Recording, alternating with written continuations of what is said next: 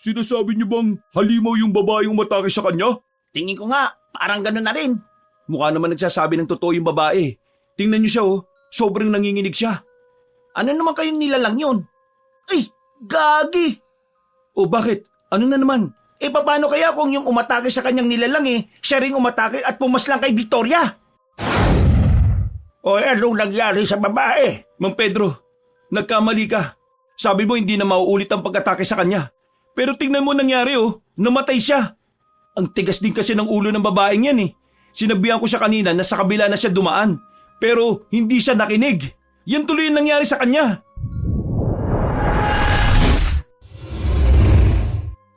Ilang araw nang napapansin ni Ronron na laging hawak-hawak ng kanyang lolo Rodman ang larawan ng kanyang lola Ana. Namatay ang kanyang lola 4 na taon na ang nakalilipas.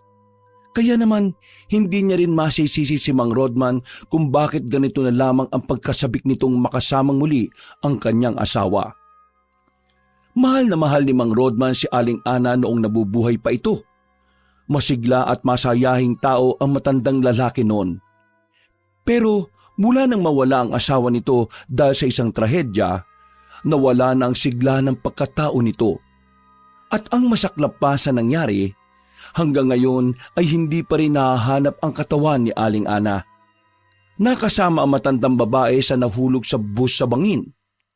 Lahat ng sakay ng sasakyan na yon ay idiniklarang patay na. Kahit ang karamihan sa mga yon ay bigla na lamang nawala. Dahil sa tagal nang nangyari yon, halos lahat ng pamilya ni Ronron ay hindi na umaasang buhay pa si Aling Ana. Ang tanging umaasa na lamang ay ang kanyang lolo Rodman. Lo, alas 7 na. Lagpas na hapunan. Hindi ba kayo kakain? Walang ganang lumingon sa kanya si Mang Rodman nang sandaling itinigil ang pagbabasa ng dyaryo. Sumulyap na muna ito sa larawan ni Aling Ana na nakapatong sa lamesa. Mauna na kayo. Busog pa ako. Nasan ba yung dalawa mong pinsan? Bakit parang wala na naman dito sa bahay? Napapansin ko na parang mas madalas pa silang nasa labas kaysa rito ah. Si Vanjo, lumabas lang saglit para bumili ng soft drinks. Si Francis naman, hindi pa nakakauwi. Nakita ko kaninang naglalaro ng basketball eh. Pero baka pauwi na rin yung mga yon. Kasi kanina pa yun eh. Sigurado ka ba, Lo? Hindi ka na muna kakain? Kasi napapansin ko nitong mga nakakaraang araw eh. Parang lagi na lang kayong huli sa tamang oras ng pagkain. Ganito naman talaga ako eh. Parang hindi mo naman ako kilala. Na kapag malapit na ang anibersaryo na kamatayan ng lola mo, tumatamlay ako. Siguro nakalimutan mo, no? Lagot ka sa lola mo. Mumultuhin ka nun. Napakamot si Ronron. Aminado siyang nawala sa isip niya na 1 linggo na lang pala mahigit ay maglilimang taon nang wala ang kanyang lola. Naku, nawala nga sa isip ko, Lo. Alam niyo namang abalang-abala ako sa mga sakahan natin eh. Lalo na ngayon, mas malakas ang pag-deliver natin ng mga ani. Ay, pasensya na kayo mga apo ha. Kayo pa nga ang nag-aasikaso sa sakahan natin. Huwag ka mag-alala. Kapag nakahanap na ako ng dagdag na tao hindi na kayo makukonsume ron. Wala naman ng problema sa akin na nag-aasikaso kami ron. Masaya naman kami.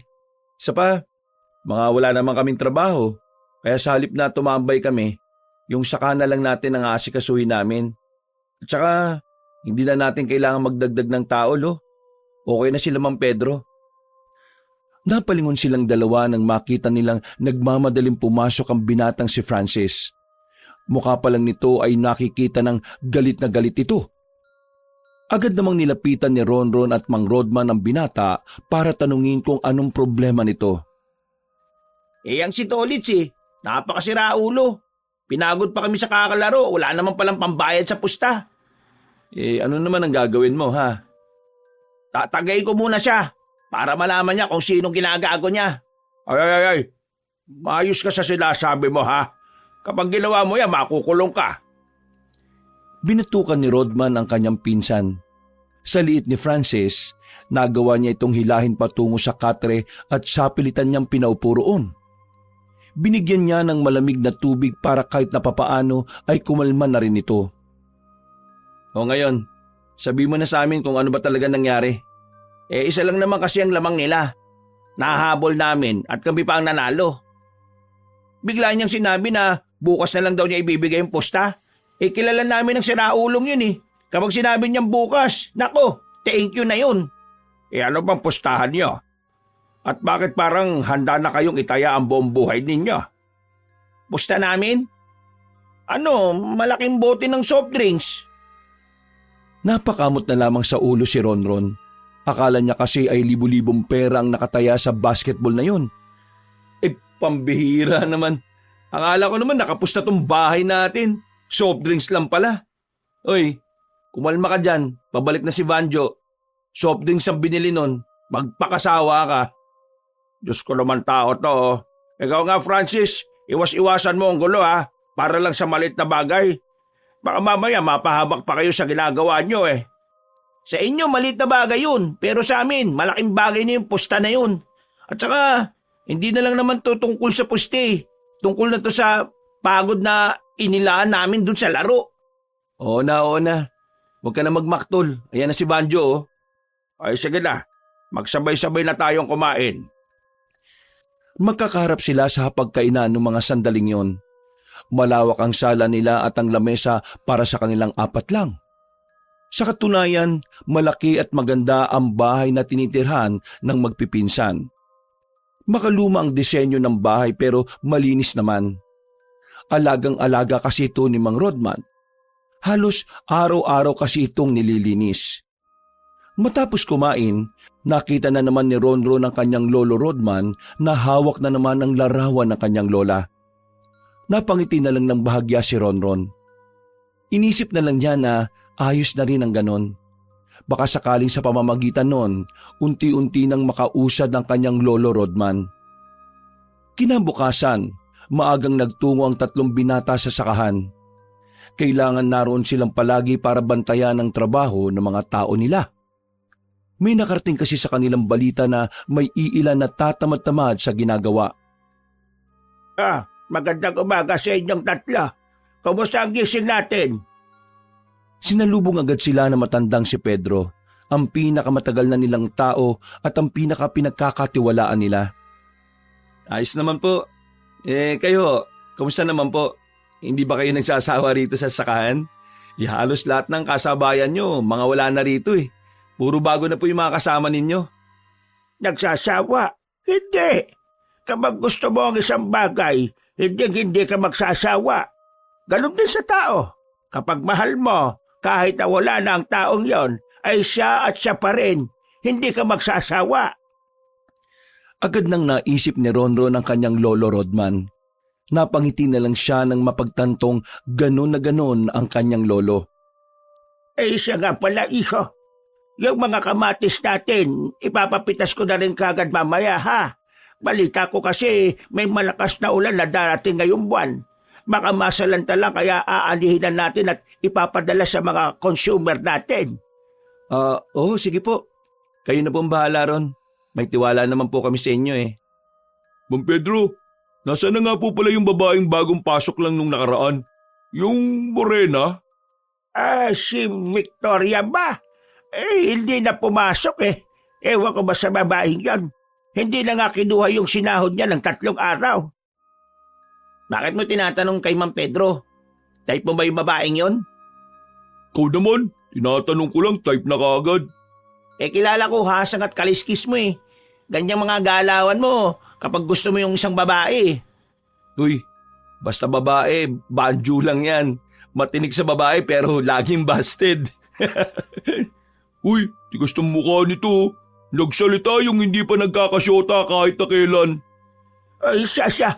Magsisimulan na ako sa trabaho ha. Maiwan ko na muna kayong tatlo. Naglakad na lamang ang tatlong magpipinsan. Nagtungo sila sa kubo na madalas nilang tambayan kapag naroon sila. Mga bandang 8:00 na ng umaga. Nagdadatingan na rin ang ilan nilang tao para magsimulang mag-ani. Napapansin niyo ba yung pagbabago kay Lolo? Oo, itong mga nakaraang araw, tumatamlay na naman siya. Pero ang sabi naman niya sa akin ganun talaga siya kapag malapit ng death anniversary ni Lola Ana. Nakalimutan niyo rin Ako? Hindi Araw-araw ko kayang naaalala. Nakalimutan ko. Ano naman ngayon? Baka multuhin kayo ni Lola, no? Multuhin? Paano naman ako mumultuhin? Hindi pa naman patay si Lola. Nagkatinginan si Ronron at Francis no mga sandaling yon. Akala nila nagbibiro lang si Vanjo pero seryoso ang mukha nito. Hanggat walang nakikitang katawan, hindi dapat kayo naniniwalang wala na yung tao. Kaya naiintindihan ko si Lolo Rodman Kaya hindi nawawala sa kanya yung pag-asa kasi wala namang hinarap na ebidensya sa kanya. Pero maglilimang taon na mula nang mangyari yung trahedyang yun Tingin mo kung buhay pa si Lola Ana, hindi siya uuwi sa atin? Paano kung nakuha siya ng ibang tao? Nawalan siya ng alaala, kaya hindi siya kagad nakauwi. Kapanood mo yan ng mga telenovela sa hapon Matulog ka nga ng 3:00 ng hapon pagtapos ng padasal. Di yung kung ano-ano lang yung pinagsasabi mo dyan. Ikaw ang matulog sa hapon para naman tumangkad ka. Mas mataas pa sa iyo pride ko kaysa sa height mo. Sus, nagsalita ang bano mag-basketball. Uy, tumigil nga kayo. Nagkakasaran na naman kayo Tapos mamaya niya magsusuntukan na naman kayo. Kung nasan man si Lola, ipanalangin na lang natin na sana nasa maayos lang siyang kalagayan at masaya na siya. Tumulong na lamang ang magpipinsan sa pag-ani ng kanilang mga tanim. Maghapon silang nagbanat ng buto para matapos na kagad ang kanilang mga trabaho bago man lang dumating ang masamang panahon. Dakong 4:00 ng hapon, natapos na rin sila. Nag-uwian na ang iba. Pero silang tatlo, mas piniling magpahinga na lamang muna sa kubo habang nakatanaw sa kanilang sakahan. Nilapitan sila ni Mang Pedro. Inabutan sila ng malamig na tubig. Agad naman nilang pinag-agawan yon. Mang Pedro, pasensya na kayo sa mga to Para kasi mga siraulo to kapag komportable sila sa tao Ay nako, wala namang problema. Mas maganda ngang komportable sila sa akin Mang Pedro, may itatanong pala ako. Nung nakaraan ko pa to gustong itanong pero nakakalimutan ko ano ba naman yan? Nung nakaraan kasi, meron ako nakitang babaeng maputi na laging nakatanaw sa sakahan natin. Hindi ko siya mamukhaan kasi laging doon lang siya nakatayo. Kilala niyo ba yung kung sino yun? Babaeng maputi. Mahaba ang buhok tapos may katangkaran? Opo, parang yun na nga po. Ay, baka kapatid yun ni Victoria. Nakita ko kasi si Victoria isang beses, sumama na siya sa babaeng yun pag-alis. Nakita ko rin yun. Yun na rin yung huling trabaho ni Victoria dito kasi kinabukasan, hindi na siya pumasok dito Ilang taon na ba yung Victoria? Baka mamaya minor de edad pa yun at pinagalitan ng kapatid o magulang. Ikinausap ko naman siya nung unang-una pa lang. Ang sabi naman niya, 19 anyos na siya. Pero bilib din ako sa iyo, Banjo, Basta babae talaga ang talas ng paningin mo. Nagtawanan na lamang sila noong mga sandaling yon. Maya-maya pa ay umuwi na lang din sila sa kanilang bahay. Naabutan nila si Mang Rodman na nagluluto na ng kanilang kakainin. Pasipul-sipul pa ngayon. Nanibago si Ronron sa matanda. Iba kasi ang sigla ng kanilang lolo nung gabing yon. Parang may magandang nangyari na hindi nila alam. Magpahinga na kayo sa sala. Tatapusin ko lang itong niluluto ko at maya-maya kakain na rin tayo, Nauna nang nagtungo si Vanjo at Francis sa kanilang sala, habang si Ronron naman ay sandali pang nagpaiwan sa kanilang kusina. Mukhang masarap yung niluluto mo, Lo, Kailan ba naman ako nagluto lang hindi masarap? Maganda yata ang mood mo ngayon, Lo. Ano meron? Kailangan ba may dahilan para gumanda ang mood? Hindi ba pwedeng gusto ko lang namang ipagluto kayo para makabawi naman ako sa inyo? Ito talaga si Lolo. Hindi mo naman kailangan bumawi Hindi. Kailangan ko yon. Para naman kahit na papado gumiginhawa ang buhay ninyo matapos ang maghapong trabaho. Natigil lang ang kanilang usapan nang biglang may dumating na mga pulis sa kanilang bahay. Nakatinginan silang dalawa. Nagtataka rin naman si Vanjo at Francis sa sala. Ano po kailangan nila? Sinabi ng pulis ang sadya ng mga yon. Ayon sa mga pulis, isa raw sa mga tauhan nila sa sakahan ang natagpuang wala ng buhay malapit lang din sa kanilang taniman. Nagkaroon ng interogasyon sa kanila. Matapos silang makapagbigay ng salaysay, umalis na rin ang mga pulis. Natulala sila ng mga sandaling yon. Ang masaya sanang hapunan, napalitan ng pangamba. Ang babaeng si Victoria kasi na ilang araw nang hindi pumapasok, natagpuan na lamang na wala ng buhay. Sariwa pa raw ang pagkawakwak ng tiyan, kaya ang hinala ng mga pulis, wala pang isang oras na patay ang babae. Sinong siraulo naman ang gagawa nun kay Victoria? Napaka-brutal. Sa naisip ko, parang kinaukaw yung tiyan eh. Kung sino man ang gumawa nun sa babaeng yon, sana karmahin siya sa buhay. Nakakaawa si Victoria. Magalang at mabait pa naman sana ang babae yon. Elo, anong gagawin natin ngayon? E di pagdasal na lang natin ang kaluluwa niya. Wala naman tayong ibang gagawin. Mga pulis na ang bahalang umalam kung sino ang salarin. Bumuntong hininga na lamang si Ronron. Kinabukasan ng umaga, yun ang laman ng usapan sa kanilang baryo. May mga kumakalat pang larawan na kung saan makikita ang kalunos-lunos na sinapit ng dalagang si Victoria. Pansamantalang hindi na muna pinapasok ni Mang Rodman ang mga tao nila sa sakahan. Bilang paggalang na rin siya nangyari sa isa sa mga tauhan nila. Mga apo, kayo na munang bahala rito sa bahay ha. Mamayang gabi meron akong pupuntahan. O sige na, alis muna ako ngayon. Kakausapin ko lang rin si paring Pedro. Nagmamadaling lumabas ng bahay ang matandang yon nung hapon. Napapailing na lamang sila. Hindi kasi nila magawang pigilan ng kanilang lolo. Matigas din kasi ang ulo noon kahit na halos lahat na ng tao sa kanila nakakaramdam na ng takot dahil sa nangyari. Saan daw siya pupunta mamayang gabi? Wala kang narinig kung saan, di ba? Ganon din kami. Wala rin akong ideya eh. Hindi naman lumalabas si lolo ng gabi, di ba? Mamayang gabi bago siya umalis, itatanong ko na lang. Itinuon na lamang ng tatlo ang kanilang atensyon sa ibang bagay. Si Francis nagpunta na lang sa mga kalaro nito sa basketball. Habang si Vanjo naman, inilabas na lamang ang kanyang canvas para tapusin ang pinipinta na noong nakarambuan pa nakatenga. Habang si Ronron naman, siya na lamang ang nagkusang magluto ng kanilang kakainin.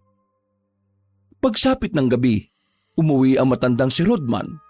Saglit lang ang nakalipas, lumabas ito ng silid ng bihis na bihis.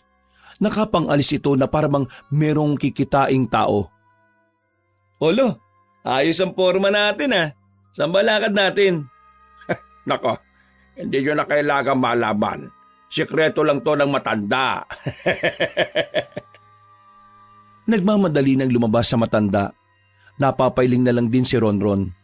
Sakto namang kapapasok lang ni Francis ng mga sandaling yun. Agad nitong inilapag ang bola sa gilid. Ron, saan daw pupunta si Lolo? Hindi ko nga rin alam eh. Hindi sinabi eh. Nako, tingin ko may kabit si Lolo. Paliw, bakit mo naman nasabi yan? Bis na busy. Iba rin ang ngiti. O paano mo naman masasabing may kabit si Lolo eh? Wala naman na si Lola. Napatingin sila sa kararating lang na si Vanjo. May daladala pa itong paintbrush. Ano pinagsasabi mo? Sabi mo kasi may kabit si Lolo eh. Kung sakali mang may iba na siyang kinalolokohan, hindi mo pwedeng sabihin kabit niya yun. Wala na si Lolo eh. Kasal sila ni Lola. At hanggat epektibo ang kasal nila, kahit magkaroon ng ibang babae si Lolo at kahit matanggap natin ang bago niya, kabit pa rin yun. Yun ang nasa batas. Sana kasi nagbabasa ka rin ng mga batas eh, no? Tama si Francis. Pero Francis, malabo namang makahanap naman si Lolo ng bagong babae. Alam naman nating lahat kung gaano kamahal ni Lolo si Lola Ana, di ba? Mismo. Kaya wag yun ang pag-isipan ng kung ano ang lolo natin. Kaya na lang muna natin siyang mag-enjoy kung ano man yung sikretong sinasabi niya. Nagkibit balikat na lamang si Ronron. Makalipas lang ang ilang oras, sabay-sabay na rin silang kumain. Matapos yon, humiga na rin sila para makapaganda sa pagtulog. Pero hindi dinadalaw ng antok ang binatang si Ronron. Naisip niya bigla ang nangyari sa babaeng si Victoria. Anong klase kayang tao yung kayang gumawa nun sa kanya? Tao? Ipapano kung hindi tao? Hayop? Anong hayop naman? Hindi kaya halimaw? Totoo bang halimaw? Natatawa na lamang siya sa pinagsasabi niya, pero sa kaloob-looban niya, aminado siyang interesado siyang malaman kung ano ba talaga ang tunay na nangyari. Kinaumagahan, nakita nilang nasa sala ang kanilang lolo. Hindi pa ito nakakapagbihis. May ngiti sa labi nito habang nagbabasa ng dyaryo. At sa pagkakataong yun, himalang wala na sa tabi nito ang larawan ng kanilang lola. Nagtataka ang binatang si Ronron nung umagang yon. Nalilito na siya sa ikinikilos ni Mang Rodman. Kaunting-kaunti na lang talaga, iisipin na niyang may iba ng kinahuhumalingan ng kanyang lolo. Lo, iba talaga ang ngiti natin ngayon ah. Ano bang meron? Ha? Ay, wala naman. Maganda lang siguro ang mood ko. Maganda ang mood? Kahit mukhang wala pa kayong tulog? Aba, iba yan lo ah. Ano ka ba? Nakaidlip naman ako kanina. Hindi nga lo. Anong meron? May nililigawan ka na bang iba? Loko ka. Malamang wala. Lola mo lang ang nag-iisa sa buhay ko, no? We, hindi nga. Kulit mo. Wala nga. Eh, sige na. Matutulog na muna ako. Ay, teka. Ano palang balita kay Victoria? Nakita na ba yung gumawa nun sa kanya? Eh, wala pa rin balita eh. Parang wala naman daw kasing kamag-anak dito sa atin yun. Ay, kawawa naman talaga yung dalagang yan, no? Maging masaya na sana ang kaluluwa niya sa langit. O siya. Matutulog na muna ako, ha? Dire-diretso ang matandang lalaki papasok sa silid nito. Napansin pa ni Ronron ang nakaipit na panyo sa bandang likuran ng kanyang lolo. Hindi niya kilala ang panyong yon. At parabang pambabae rin ang panyo. Mas lalo tuloy siyang naghihilala na baka meron na itong pinopormahan. Para naman kasi kay Ronron, wala namang problema kung magkaroon ulit ito ng minamahal. Patanda na rin naman kasi ang kanilang lolo at palagay niya, karapatan naman ng matandang lalaki ang maging masaya ulit. Sinasabi ko naman kasi sa inyo, may iba ng babae si Lolo. Habang tulog si Mang Rodman nung tanghali, nag-usap-usap ang magpipinsan sa sala. Katatapos lang nilang mananghalian noon mga sandaling yon. Laman ng kanilang usapan kung totoo nga bang may iba ng babae ang kanilang lolo. Eh ano naman kung may bago na siya? Okay lang sa'yo na may kabit si Lolo? Hindi nga kabit ang tawag doon, ang kulit mo. Kabit pa rin yun. Alam nyo, nahihiwagaan nga rin ako sa kilos ni Lolo eh. Kanina, unang beses na tumambay siya rito sa sala na wala yung larawan ni Lola Ana. Kakaiba rin kasi talaga yung ngiti niya eh. Yung parang ngiti ng isang binata na unang beses na in love. Parang ganun eh. Eh anong iniisip niyo ngayon? What? Eh di alamin natin kung totoo bang may kabit si Lolo. Baka naman magalit si Lolo kapag nalaman niyang minamanmanan natin siya. Hindi siya magagalit kung hindi naman niya malalaman. Ito talaga si Francis oh. Kahit na kailan pa si Muno eh. Hindi lang naman para sa atin ang gagawin natin. Para din naman ito kay Lolo. Siyempre, kailangan din natin malaman kung sino nga ba yung kinalolokohan niya. Kailangan nating malaman kung ligtas ba siya o kung sino man yung babae niya. Sa bagay, may punto si Francis. Pero paano natin gagawin? Simple lang. Sundan natin si Lolo kung saan siya pumupunta sa gabi. Nagkatinginan silang tatlo habang magkakaharap sa sala. May halong kabang nararamdaman si Ronron. Yung kasi ang unang beses na gagawin nila yon. At wala silang kalam-alam kung papaano magalit ang kanilang lolo sa oras na mabisto nito ang gagawin nila. Mabilis na lumipas sa mga oras, sumapit na rin ang kinagabihan. Kagaya ng kanilang inaasahan, mabilis na nakapaganda ang kanilang lolo. Bihis na naman ito. At kakaiba ang gabing yon dahil merong daladalang prutas ang kanilang lolo. Hindi na lamang nila pinuna yon dahil baka makahalata sa kanila. Kaya ang ginawa nila, hinintay na muna nila yung makalabas. Nang masiguro nilang hindi na sila mapapansin, sinundan na nila yon sa paglalakad. Visit ka, huwag mo nga akong hawakan sa damit. Arte mo naman. Mumurahin lang naman ang damit mo eh. Uy, kapag hindi kayo tumigil dalawa, maririnig na tayo ni Lolo eh. Para kayong mga bata eh. Ito kasi, parang siraulo. Damit mo na lang hawakan mo. Napatago sila sa gilid ng bahay nang biglang tumigil sa paglalakad ang kanilang lolo. Sandali itong lumingon. Buti na lang ay nakapagtago na rin sila sa gilid. Ingay nyo kasi. Baka mamaya narinig na mga boses ninyo. Mga siraulo talaga kayo. Dapat ako na lang kasi. Nang muli silang sumilip, nakita nila si Mang Rodman na naglakad na ulit. Nakahinga na sila ng maluwag. Nung una, inakala nilang sa terminal ng tricycle papunta ang kanilang lolo. Pero laking pagtataka nila ng ibang direksyon ang daanan nito. Oh, anong gagawin ni Lolo ron? Papasok na sa gubat yun ah. Bilisan nyo, dali! Nilakyan na nila ang mga hakbang. Nang makapasok na rin sila sa kagubatan, tuluyan nang nawala sa paningin nila si Mang Rodman. Madilim din kasi doon. Natatakpan pa ng matataas na puno. Hoy, anong gagawin mo? Malamang, magbubukas ng flashlight. Sira talaga tuktok mo eh no. Kapag nag-ilaw tayo, malalaman agad ni Lolo na may sumusunod sa kanya. Huwag mo nang gamitin yan, Francis. Mag-ingat na lang kayo sa paglalakad kasi madilim. Mambira, ano pang silbi ng flashlight na to? Eh di pukpuk mo sa ulo mo. Ay nako, kaunti na lang namumuro ka na, pupukpuk ko to sa ulo mo. Ipinagpatuloy na lamang nila ang paglalakad. Pilit nilang hinahanap ang kanilang lolo. Pero dahil masyadong masukal ang gubat, wala na rin silang napala.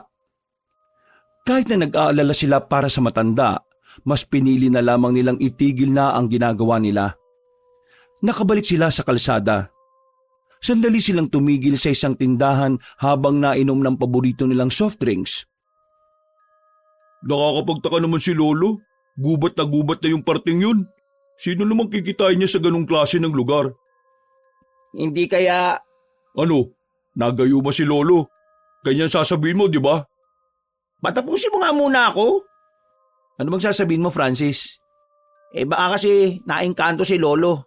Tingin ko, kailangan natin siyang ipatingin sa albularyo. Naku, naniniwala ka kasi sa ganyan eh. Alam mo naman na hindi naniniwala si Lolo sa mga engkanto-engkanto na yan. Magagalit pa sa atin yun eh. Hindi natin pwedeng gawin yan. Di nalaman ni Lolo na sinusundan natin siya. Obserba na lang natin siya. Hanggat yung pagbabago niya ngayon hindi naman nakakasakit o nakakapagpahamak ng tao, hindi natin kailangang humantong sa ganyang punto. Concern lang naman ako kay Lolo. Pero sige, kayong bahala. Lahat naman tayo dito concern eh. Pero kailangan kasi nating magdahan-dahan sa mga ginagawa nating desisyon. Ano mang pagkakamali natin, pwede makasakit kay Lolo. Ngayon na nga lang natin siya nakikitang sumaya ulit eh. Pahalagahan na lang natin yun. Alam mo sa lahat ng sinabi mo, dyan lang ako sang-ayon sa'yo. No, sige. Ganito na lang ang gagawin natin. Bumalik tayo bukas na mas maaga. Siguro kapag tapos natin sa sakahan, diretso na tayo ron. Hanapin natin dun kung may makikita man tayo mga ebidensya na totoong may tinatago si Lolo sa kagubatan. Napatango na lamang ang dalawang pinsan niya. Matapos ang kanilang pag-uusap roon ay naglakad na rin sila pauwi. Pero hindi pa sila nakakalayo. Nakasalubong nila ang matandang si Pedro. May kung ano-anong dala itong mga halaman. Napansin nila yon agad dahil yung ibang dala nito ay nahuhulog na. Oh, Mang Pedro, dami niyong dala. Saan niyo gagamitin yan? Ay, kayo pala. Itong mga ito. May nakapagsabi kasi sa akin na itong mga ito mabisang panlinis daw ng kaloob-looban ng katawan. Nilalaga raw ito tapos iniinom. Kaya nga lang masyadong mapait ang lasa. Mas mapait pa sa ampalaya. Pero maganda to sa kalusugan. Hanep, kung ganun pwede nyo palang pagkakitaan yan Hindi. Ang pananaw ko kasi, binigay ito ng Diyos sa atin. At ang bigay ng Diyos, binabahagi sa ibang tao ng libre. At saka, ayos naman ang kita ko sa sakahan nyo Mababait naman kayo mga boss. Nako, wag niyo na po kaming tawagin na boss. Tauhan lang din naman kami ni Lolo Ay siya nga pala. Nabalitaan nyo naman siguro yung nangyari kay Victoria, no? Nakausap kami ng lolo niya. May bagong balita na ba mga pulis o kahit na abiso man lang kung may progreso ba ang investigasyon? Ang totoo niyan, Ma'am Pedro, wala pa rin talaga. Hirap na hirap ang mga pulis kung sinong tutukuyin nila Hindi kaya aswang? Ano po yun? Ay, wala. Ang sabi ko, kailangan ko pala ng bawang. O, sabay-sabay na tayo maglakad. Pauwi na rin ako Tinulungan na lamang nilang tatlo ang matandang lalaki sa mga dala nito. Habang tinatahak nila ang daan, napansin ni Ron ang suot-suot na matandang lalaki na pulseras. Meron kasi yung bato na kulay itim. Nagandahan siya sa simpleng disenyo. At nang tanungin niya kay Ma'am Pedro kung saan ito nabili ang pulseras, nagbirulang ang matandang lalaki. Ay, ito, bigay ito ng engkanta. Hindi na lamang pinansin ni Ronron ang sinabi ni Ma'am Pedro. Naghiwalay na rin sila ng landas nang maunang makauwi ang matanda kaysa sa kanila. Pagbalik nila sa kanilang bahay, tulala pa rin ang tatlo. Tamang upo lang sa sofa at nakatingin sa kung saan-saan. Wala silang magawa. Umaandar lang sa utak nila ang kanilang lolo at ang misteryoso nitong aktibidad sa kagubatan. Makalipas ang ilang oras, dakong 2:00 na ng madaling araw nang makaramdam na rin sila ng antok. Kanya-kanya na silang punta sa mga sarili nilang kwarto. Paghiga pa lang ni Ronron, pumikit na siya kaagad. Pero mag-iisang oras pa lang siyang natutulog, nagising na agad siya dahil sa malakas na sigaw na narinig niya. Nung una, inakala niyang baka parte lang yun ng kanyang panaginip. Pero hindi. Bumukas ang pintuan niya at pumasok si Francis at gising na gising pa ang binata. Mukhang hindi rin ito natulog. Narinig mo? Ang alin? Yung sumigaw? Oo, may sumigaw na babae. Oo, narinig ko. Akala ko panaginip ko lang Dumating na rin si Vanjo. Nagkukusot pa ito ng mata ng puntahan nila. Saan ba yun? Sobrang lakas ng sigaw. Tingin ko malapit lang dito sa atin. Oh, saan ka na naman pupunta? 3:00 pa lang, uy. Aalamin ko kung sino yung sumigaw. Kahit na inaantok pa silang dalawa ni Vanjo, wala silang nagawa kundi ang sumunod kay Francis.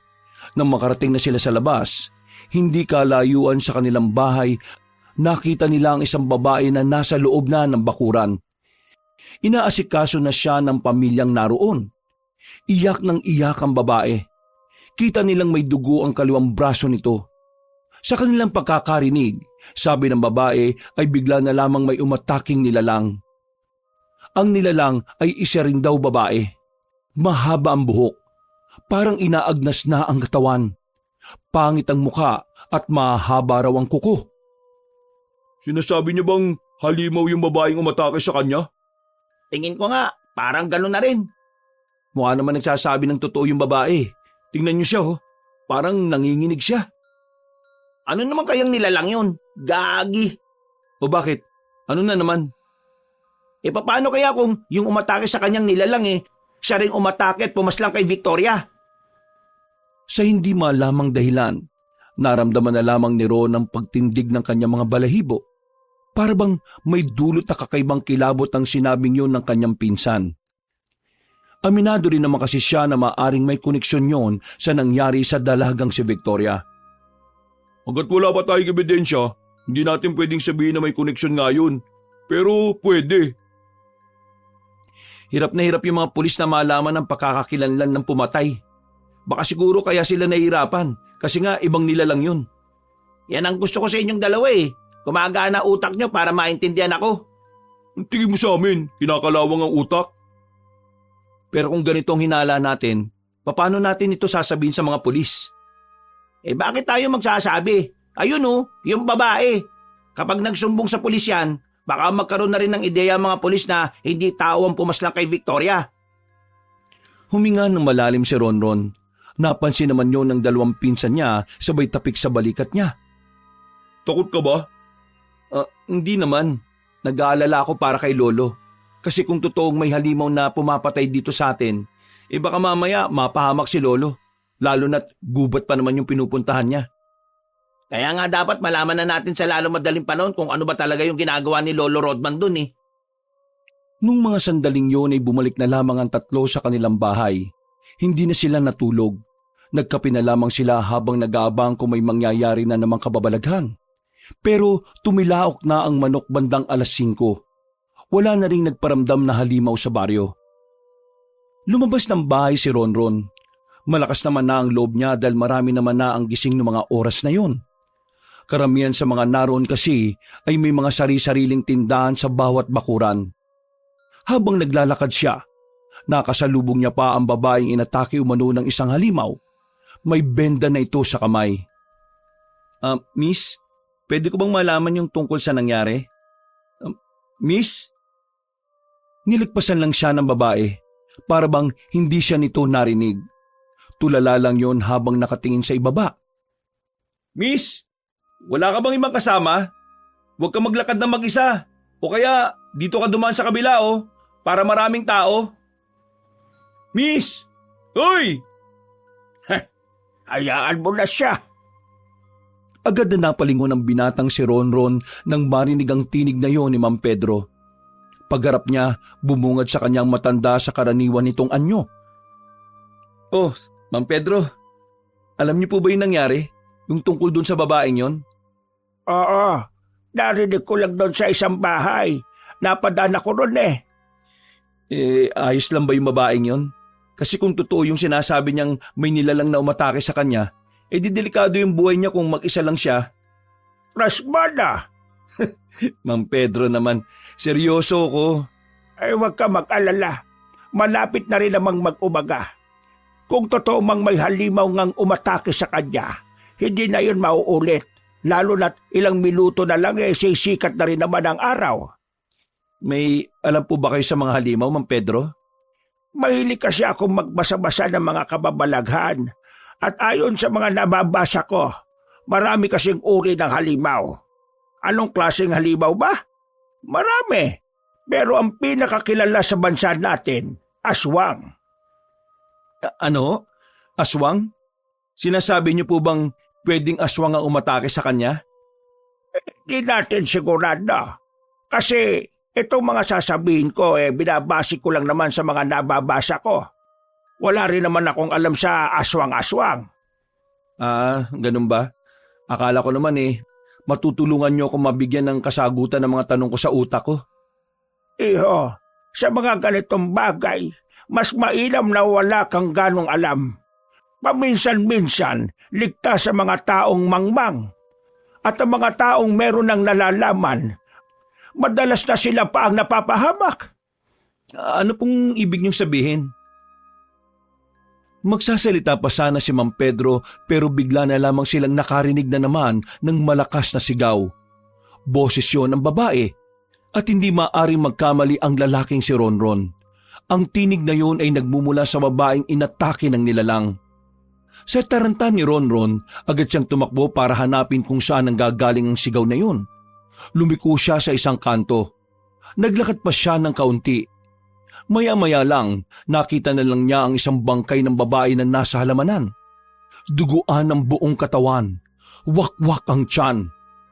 Sa sobrang pagkagulat, napatras si Ronron. Muntikan pa siyang matumba. Buti na lang ay nasalo siya ni Ma'am Pedro na sumunod din pala sa kanya. Mang Pedro, nagkamali ka. Sabi mo hindi na mauulit ang pag-atake sa kanya. Pero tingnan mo ang nangyari namatay siya. Ang tigas din kasi ng ulo ng babaeng yan Sinabihan ko siya kanina na sa kabila na lang dumaan. Pero hindi siya nakinig. Walang salitang lumabas sa bibig ng matandang si Pedro. Hindi rin ito makapaniwala na sa unang pagkakataon nagkamali siya ng prediksyon pagdating sa mga ganong klase ng bagay. Maliwanag na ang paligid nang dumating na ang mga pulis. Kasama roon ang tauhan ng kanilang barangay. Kumpulan na naman ng mga tao. Maririnig ang kanya-kanyang haka-haka. Nasa gilid lang si Ronron noong mga oras na yon habang katabi ang dalawa niyang pinsan. Hindi pa rin mawala-wala sa isipan niya ang eksaktong imahe ng bangkay ng babae. Nakapagbigay ka na ba ng statement, Ron? Oo, sinabi ko lahat. Sinabi ko na rin kung ano yung hinala ko na gumawa sa babaeng yon. Anong sinabi mo? Tingin ko, aswang ang pumapatay rito. Aswang lang naman ang may kakayahang mambutas ng tiyan ng isang tao at kunin ang mga laman loob nila. Aswang? Sa totoo niyan, yan din ang iniisip ko eh. Naku po, napunta na tayo sa aswang. Anong gusto mong isipin namin? Wala naman ako sinasabing mali ah. Kung hindi ka naniniwala sa sinasabi namin, umuwi ka na lang sa bahay at baka naroon na si Lolo. Naglakad na lamang palayo si Banjo at naiwan silang dalawa roon. Pareho silang nagkasundo sa kanilang hinala. Nilibot ni Ronron ang kanyang paningin pero hindi na niya nakita roon si Mang Pedro matapos itong makapagbigay ng salaysay.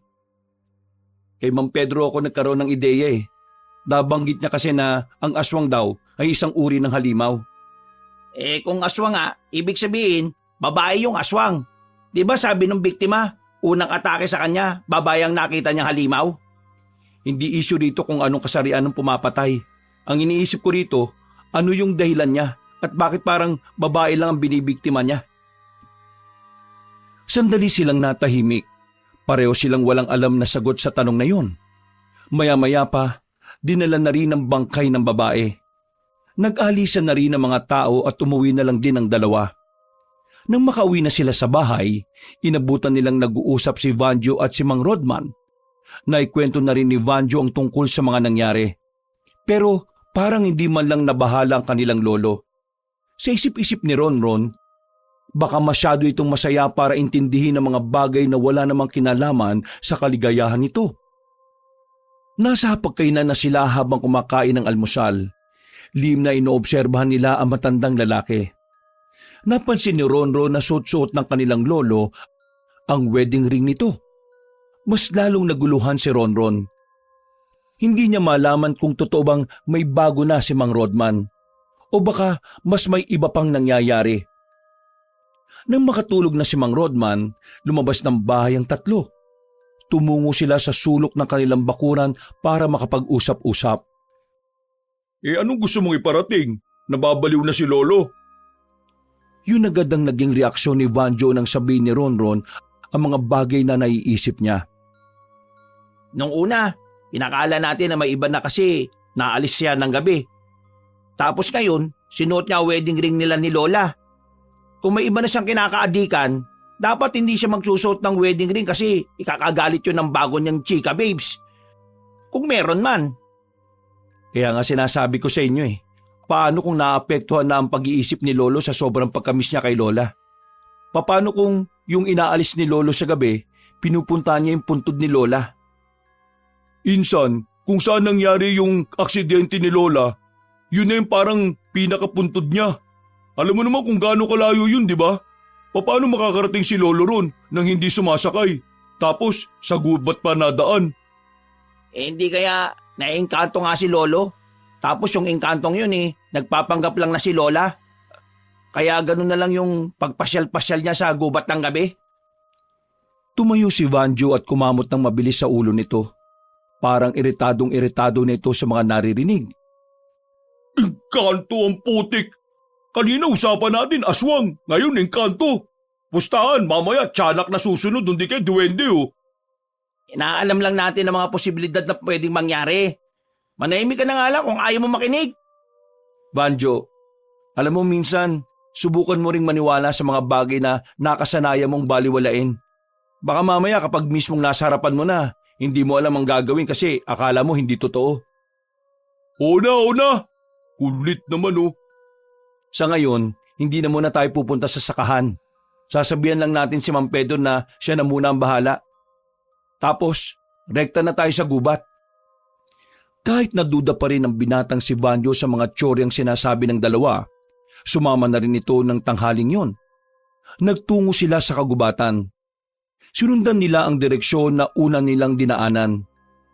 Nang tumbukin nila ang direksyon na hindi nila pinuntahan, nakarating naman sila sa parting maraming nakatirik na kawayan. Merong bakas ng daan doon, kaya malakas ang inala nilang tatlo na doon dumaan ng kanilang lolo. Tingnan niyo to. Tinuro ni Vanjo ang isang lumang panty na nakasabit pa sa sanga ng isang halaman. Kulay pula ito, pero parang matagal na yun doon dahil nababalutan na ito ng dumi. Anong tingin niyo dyan? Ang wild naman siguro ni Lolo kung sinabit lang niya dyan yung panty ng bago niya. Uy, tingnan nyo naman yun. Tinuro ni Francis ang direksyon na kung saan may nakita silang bahay na yari sa kawayan. Paakyat yun sa bundok. Kailangan nilang umakyat para makita kung may tao ba roon o wala. Tara, lapitan natin. Uy, teka, wag muna. Uy, bakit naman? Baka mamaya, mga siraulo nakatira dyan. Lalapit lang tayo, sisilip lang tayo. Hindi tayo lalapit sa mismong harapan ng bahay. Ayaw nyo ba? Eh di ako na lang ang lalapit. Jesus, ang kulit mo naman. Kumalma ka nga. Yaman mo na siya. Sige na, mabit ka na ron. Walang sinayang na pagkakataon si Francis. Agad-agad itong umakyat patungo sa kinaroroonan ng bahay. Habang si Ronron at Vanjo naman, umupo na lamang muna habang nakatingala kay Francis. Pag mga rebelde nasa loob ng bahay na yan, magiging alaala na lang talaga tayo. Tigas ng bugo nitong si Francis eh. Kapag mga ganitong bagay talaga, parang natutuwa pa siya eh. Ganadong ganado. Hindi nagtagal, bumalik na rin ang lalaking si Francis. Iiling-iling lang ito sa kanila. Oh, ano nakita mo? Nakatalikod eh. Hindi ko nakita mo ka, pero negative yun. Matandang babae na yun eh. Malabong yun na yung bago ni Lolo. Hindi ba pwedeng matanda rin na maging bago niya? Nakita namin ni Francis si Lolo nung nakarambuan. May magazine ng mga sexing babae. Kaya malabo nga na matanda ang ipalit niya kay Lola. Eh di tara na, umalis na tayo. Nung mga sandaling yon ay wala naman silang napala. Bumalik na lamang sila sa kanilang bahay. Pero wala na ang kanilang lolo. Pumunta sila ng kanilang sakahan. Nalaman nilang naroon pala ang matandang lalaki. Kausap si Mang Pedro. Nandyan na pala kayo. Saan ba kayo lang galing ha? Wala naman kayo rito kanina pa, sabi ni Paring Pedro. Dyan lang kami nang galing. Saan dyan? Sa lakad-lakad lang. Saan nga? Nag-survey lang kami sa bayan kung sinong pwedeng suplayan ng mga ani natin. Mabuti naman kung ganon. Akala ko kung anong kalokohan ang ginagawa ninyo eh. O siya, tulungan nyo na lang kami rito magkarga ng mga ani natin sa truck. Ihahatid na to sa mga destinasyon kasi baka bukas bigla nang bumuhos ang malakas na ulan. Nakikita nyo naman, madilim ang ulap po. Naging abala silang tatlo sa pagbubuhat ng mga sako-sakong inani nila. Noong mga sandaling yun, nakahinga sila ng maluwag dahil hindi naman naghinala sa kanila ang matandang lalaki. Mabilis na lumipas sa mga oras. Sumapit na naman ang kinagabihan. Inaabangan nilang umalis ang kanilang lolo Rodman at nang sa ganun, magagawa nila ulit itong sundan. Kayo na munang bahala rito ha. Kailangan ko lang umalis ulit. Huwag na huwag kayong lalabas ngayon at huwag pagalaw-gala. Alam niyo naman ang mga bali-balita sa lugar natin. Sige po, Lo, ingat kayo. May dala po ba kayong payong? Baka abutan kayo ng ulan mamayang umaga. Huwag kayong mag-alala. Meron akong dala. Always ready ako, no? Ako pa ba? Astig mo naman, Lo. Pero mas astig kung aalis ka na. Uy, umayos ka nga.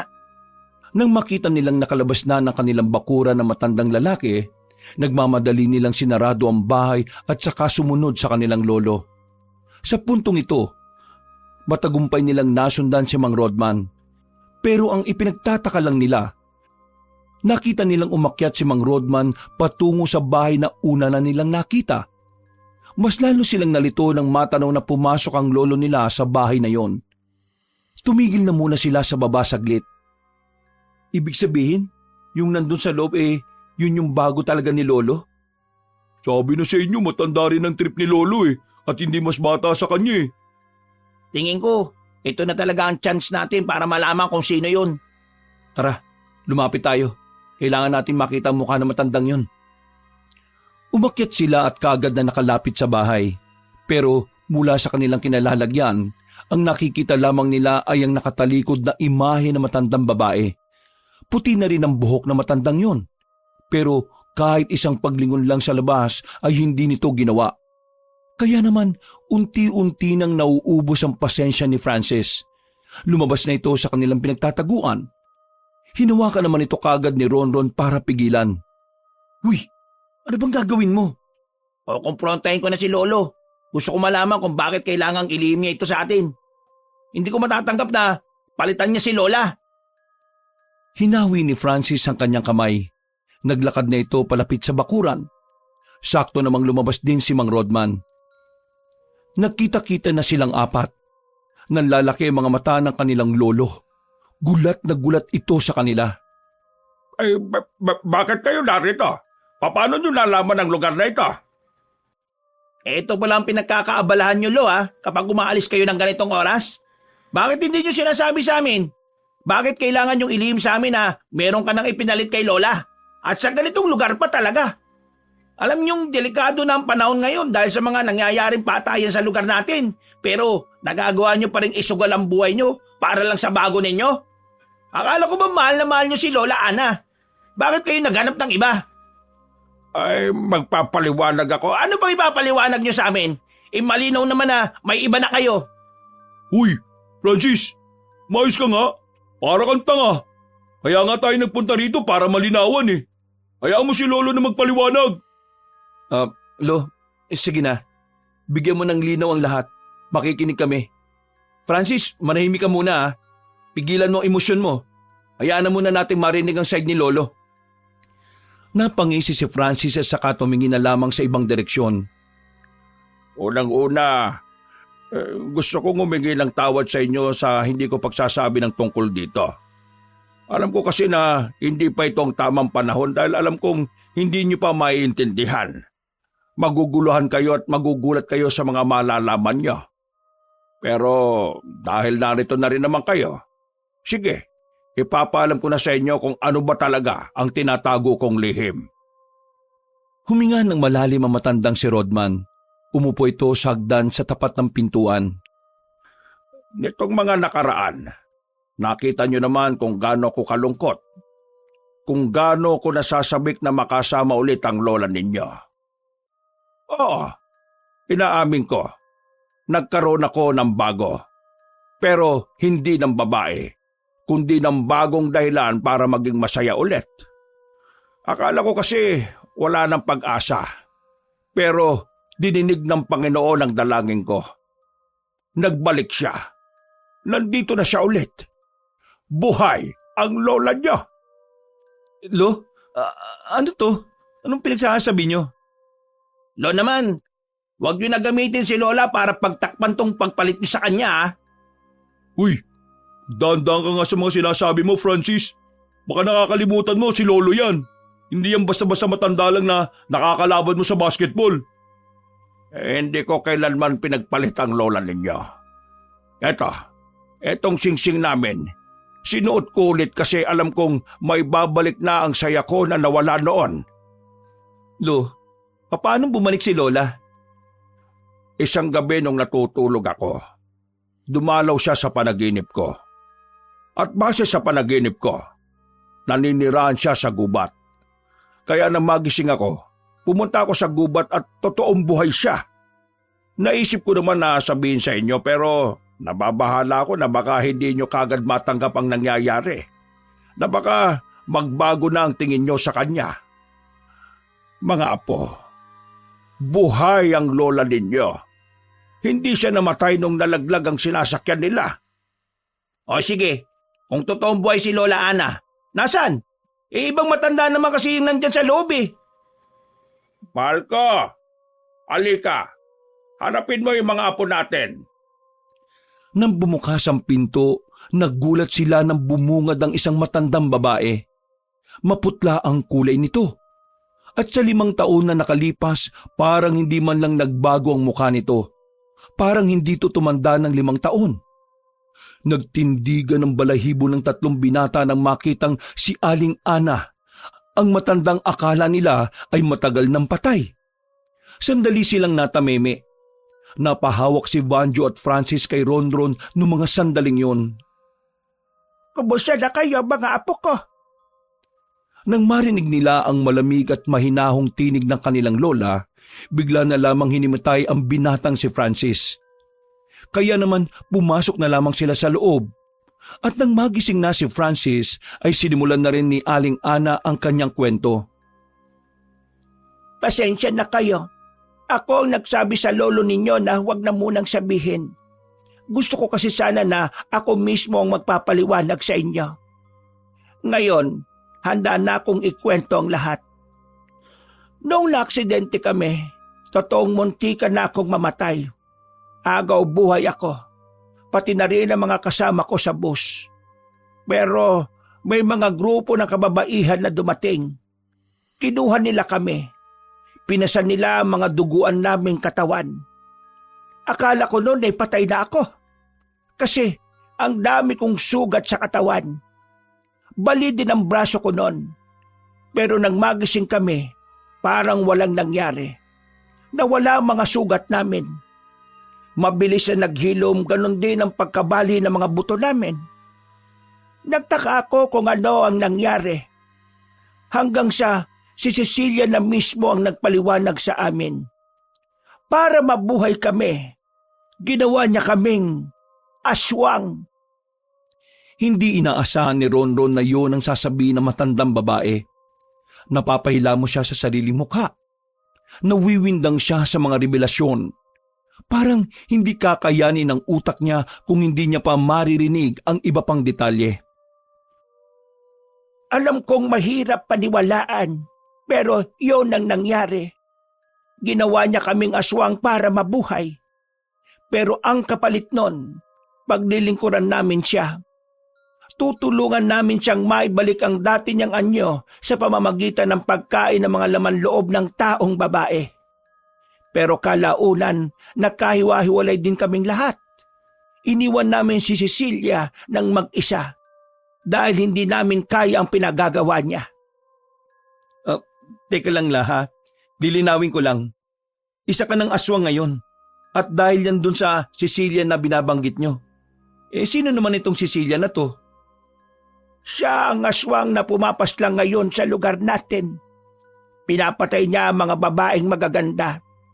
Ginagawa niya yon para unti-unting maibalik ang ganda niya. Ang dugo at laman kasi ng isang babaeng maganda. Nakakatulong yon para sa panlabas niyang kaanyuhan. Matandang aswang na siya. Isang nakakatakot na nilalang. Pangit at katsuklam-suklam ang muka. Ang tanging layunin niya, makabalik sa dati siya at magkasik ng lagim sa mga kababaihan. Galit siya sa mga taong babae, lalo na sa mga magaganda.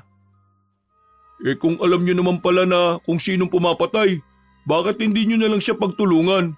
Di ba, marami naman kayong tumiwalag sa kanya? Malakas si Cecilia. Habang kami, pangkaraniwang aswang lang na may tuturing lang na alalay. Isa pa, wala na mga kasamahan ko. Pinatay na sila ni Cecilia. At hindi ko nga alam na baka ako na lang ang natitira. Kaya nga, kahit ayaw ko na sanang magpakita kay Rodman, ginawa ko na lang kasi pakiramdam ko, ako na ang susunod na papatayin. Gusto rin namin ng lola nyo na paslangin ang aswang na yon. Pero hindi naman namin alam kung paano namin gagawin yon. Wala kaming malapitan na albularyo. Lahat ng kinausap ko, tumatanggi sila dahil hindi nila kayang humarap sa mga aswang. Kaya ngayon, ang ginagawa ko, lagi kong binabalikan ng lola ninyo rito para kahit papano may naprotekta sa kanya sa gabi. Pero curious lang ako Ang mga aswang ba, hindi ba pwede sa liwanag? Magkakaiba ang mga aswang. May pwede sa liwanag. Meron din namang bawal sa liwanag. Pero kami, hindi kami pwede sa liwanag. Dahil ganun din si Cecilia. Ang dugo niya ang nananalaytay sa amin. Kaya pare-pareho kaming mamamatay kung masisinagan kami ng araw. Kaya nga, sa gabi lang ako nagpapasama sa lolo ninyo. Kasi sa umaga, ligtas naman ako rito. Aswang ba talaga kayo, La? La, pakitaan mo nga kami. Sa isang iglap lamang, naging kulay itim ang lahat ng mata ni Aling Ana. Nagkaroon din to ng makakapal at nakaumbok na ugat sa muka. Dahil doon, tuluyan na ring naniwala ang tatlong binata. Ngayon, alam na natin kung sino ang aswang na pumapaslang sa lugar natin. Ang kailangan na lang natin humanap ng makakatulong sa atin. Pero higit sa lahat, masaya kaming malaman na buhay pa kayo, Lola. Kung alam nyo lang na halos araw-araw kaming nalulungkot, wala nang mawala ka. Sus, kunwari ka bang nalulungkot araw-araw? Halos araw-araw kang namababae rin . At least ako, hindi ko pinagbibintangan si Lolo na may ibang babae. Tungkol pala doon, Lo. Ako na po ang humihingi ng pasensya sa mga naisip namin. Nag-aalala lang kasi talaga kami na baka mapahama ka sa kakalis mo sa gabi. Naiintindihan ko naman. Alam ko na ginawa nyo lamang yun para sa akin. Kaya huwag nyo nang isipin yon. Ang mahalaga, narito na ulit ang lola ninyo. Hello, aswang na si Lola. Makakabalik pa ba siya sa dati? Huminga ng malalim ang dalawang matanda. Bumakas sa mukha ng mga ito ang kaunting lungkot. Sa totoo, hindi namin alam kung papaano o kailan. Basta ang iniisip na lang namin ng lolo ninyo ay kung papaano ko magagamit sa kabutihan itong pagiging aswang ko. Huwag kayo mag-alala. Sa 5 taon ng pagiging aswang ng inyong lola, hindi siya kumain ng tao. Puro gulay at prutas lang ang kinakain niya. Hindi siya kumakain ng karne mula noon. Sobrang saya kong narito kayong tatlo. Akala ko hindi na darating ang araw na makakasama ko kayo. Akala ko habang buhay ko na lang kayong titingnan sa malayo. Total, kumpleto naman na tayo. Bakit hindi tayo magdiyong sa pagbabalik ni Lola? Saktong-sakto. Nakapagdala ko ng mga pwede natin kainin. Nung gabing yun, lahat ng mga katanungan nila sa kanilang isip ay sa wakas nagkaroon na rin ng kasagutan. Gumaan na rin ang kanilang pakiramdam. Sobrang saya ng kanilang kalooban, lalong-lalo na si Ronron. Hindi niya mapaliwanag ang ligaya na nararamdaman niya. Dahil ngayon, nakikita na niyang masaya ang kanilang lolo Rodman. Sinulit nila ang pagkakataon, doon na rin sila nagpalipas ng oras. Umaga na nang magpaalam na sila sa dalawang matanda. Lo, dito ka na muna kay Lola. Uuwi na muna kami sa atin. Kukuha kami ng mga maraming gulay para mamayang gabi pagbalik namin dito. Marami tayong kakainin. La, babalik kami mamaya . Kaming bahala na sa mga kakainin mo. Maraming salamat sa inyo mga apo.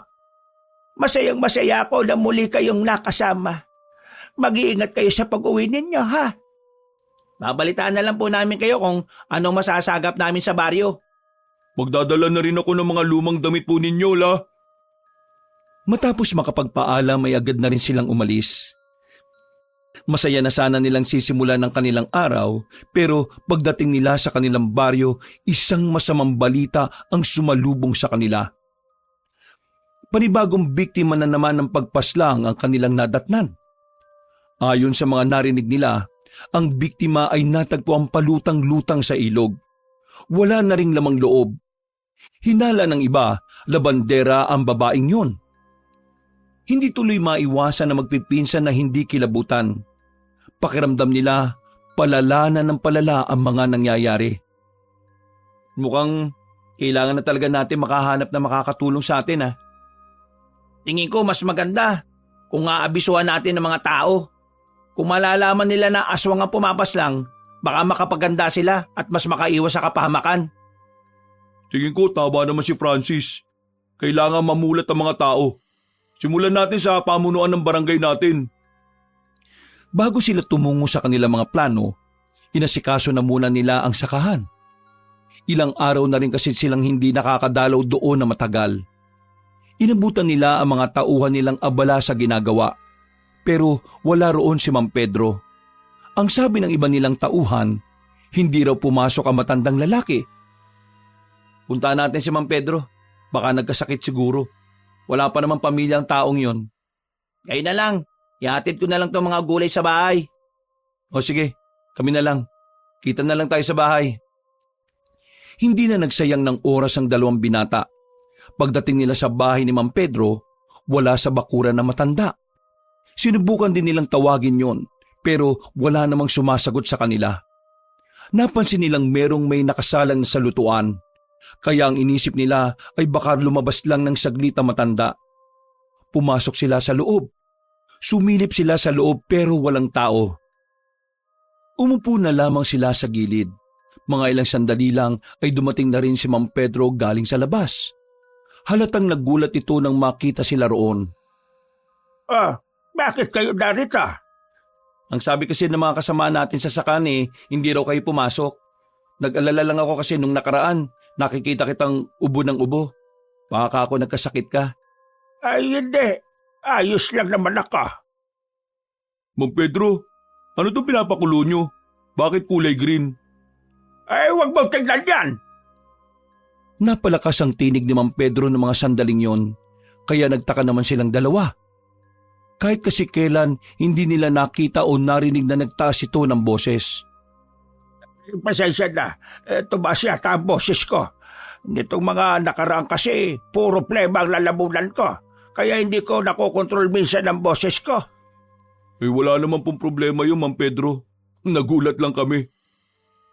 Kailangan mo ba ng pera pambili ng gamot? Agapan na natin yan. Baka matuluyan kang magkasakit niyan. Hindi.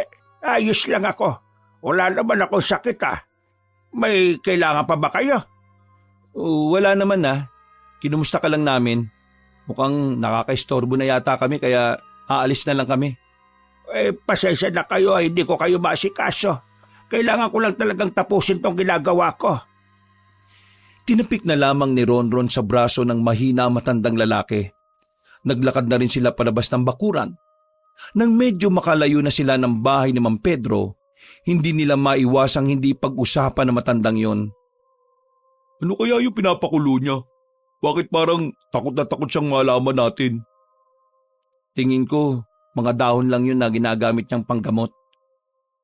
Yun yung sinabi niya nung nakaraan sa akin Ewan ko, parang may kakaiba sa kanya ngayon. Kita mo naman, di ba? Parang gustong-gusto na niya tayong palisin kagad. Pansin ko nga rin Para siyang natataranta na nandun tayo. Paano kung aswang pala si Mang Pedro? Uy, Timang, huwag ka nga magsalita ng ganyan. What if lang naman? Matagalan natin katiwala si Mang Pedro. Hindi naman siguro siya aswang. Kasi kung aswang siya, dapat sinabi na sa atin yun ni Lola kanina. Basta, iba ngayon si Mang Pedro. Tingin ko, meron talaga siyang tinatago sa atin Nahahawa ka na rin kay Francis sa pagiging tamang hinala. Tara na nga, bilisan na lang natin. Pagbalik nila sa kanilang bahay, agad nilang inasikaso ang mga dadalhin nilang mga gamit para sa kanilang lola. Bandang 3:00 ng hapon, nagpahinga na muna sila. Nakatulog si Vanjo, habang si Ronron at Francis naman ay nanatiling mulat sa sala. Sa kalagitnaan ng kanilang pagmumuni-muni, napasilip sila sa pinto nang makita nilang may babaeng maputi sa tapat ng kanilang bakuran. Para itong may hinahanap. Kaya naman, lumabas na rin si Ronron para sana kausapin ang dalaga. Ano pong kailangan nyo? Maganda ang mukha ng babae. Masasabi niyang artistahin ito. Kahit na nakadaser ito, ay masasabi niyang sexy yun. Kung gising lamang si Vanjo, siguradong magkukumahog itong lumapit sa babae. Naligaw kasi ako. May hinahanap kasi akong tao. Pero hindi ko alam kung saan siya nakatira Sino bang hinahanap nyo? Baka kilala ko siya. Si Mang Pedro, alam niyo po ba kung saan siya nakatira? Bakit? Sino ka ba? At anong kailangan mo sa kanya? Inutusan lang ako ng tatay ko na pumunta sa kanya. Magpapahilot kasi ang papa ko. Maraming lamig si papa sa likuran Magpapahilot? Kay Mang Pedro? Hindi naman manghihilot si Mang Pedro Hindi siya manghihilot? Sabi sa amin ng mga kalugar namin, manghihilot daw siya. Baka ibang Pedro yung tinutukoy nila at sa ibang baryo din yon. Pasensya ka na ha. Hindi ko pwedeng ituro yung bahay ng kakilala kong si Pedro eh. Hindi siya kasi ang hinahanap mo. Alam mo kasi, siya talaga yon. Magsasaka daw siya bukod sa pagiging albularyo. Ha? Albularyo? Ang layo niyan. Magsasaka lang si Mang Pedro pero hindi yun magiging albularyo. Ang layo. Ganun ba? Baka nga nagkakamali lang ako. Pero saan ko naman nahanapin yung Mang Pedro na sinasabi ni Papa? Mayayari ako dito pag uwi eh. Ang mabuti pa miss, umuwi ka na sa inyo at sabihin mo sa tatay mo mali siya ng tinutukoy. At huwag ka na magpagabi rito ha. May mga patayan na nangyayari dito eh. At ang mga kagaya mong maganda ang laging nabibiktima. Naku, kinaba naman ako sa iyo kuya. O sige na, aalis na lang din ako. Nakakatakot ang sinasabi mo. Pero maraming salamat ha. Nagmamadaling umalis ang babaeng yon. Sandali pa nga itong lumingon at kumaway sa kanya bago tuluyang lumiko sa kaliwang kanto. Napapailing na lamang si Ronron. Pagbalik niya sa loob, tinanong siya ni Francis. Sino daw yun? Hindi ko kilala pero may hinahanap daw siya na Pedro ang pangalan. Albularyo raw. Sabi ko sa kanya, yung Pedro na nandito sa atin hindi naman albularyo. Nagkamali lang siguro. Kaya yun, sinabihan ko na umuwi kasi pinapatay dito yung magagandang gaya niya. Nagmamadaling maglakad eh. Sira ulo ka. Natakot pa yata yung babae.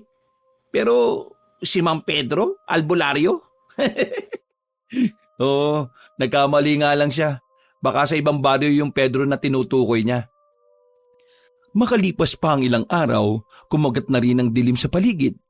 Bandang 7:00 pa lang, tahimik na ang kanilang lugar. Damang-dama ang pangamba ng mga tao.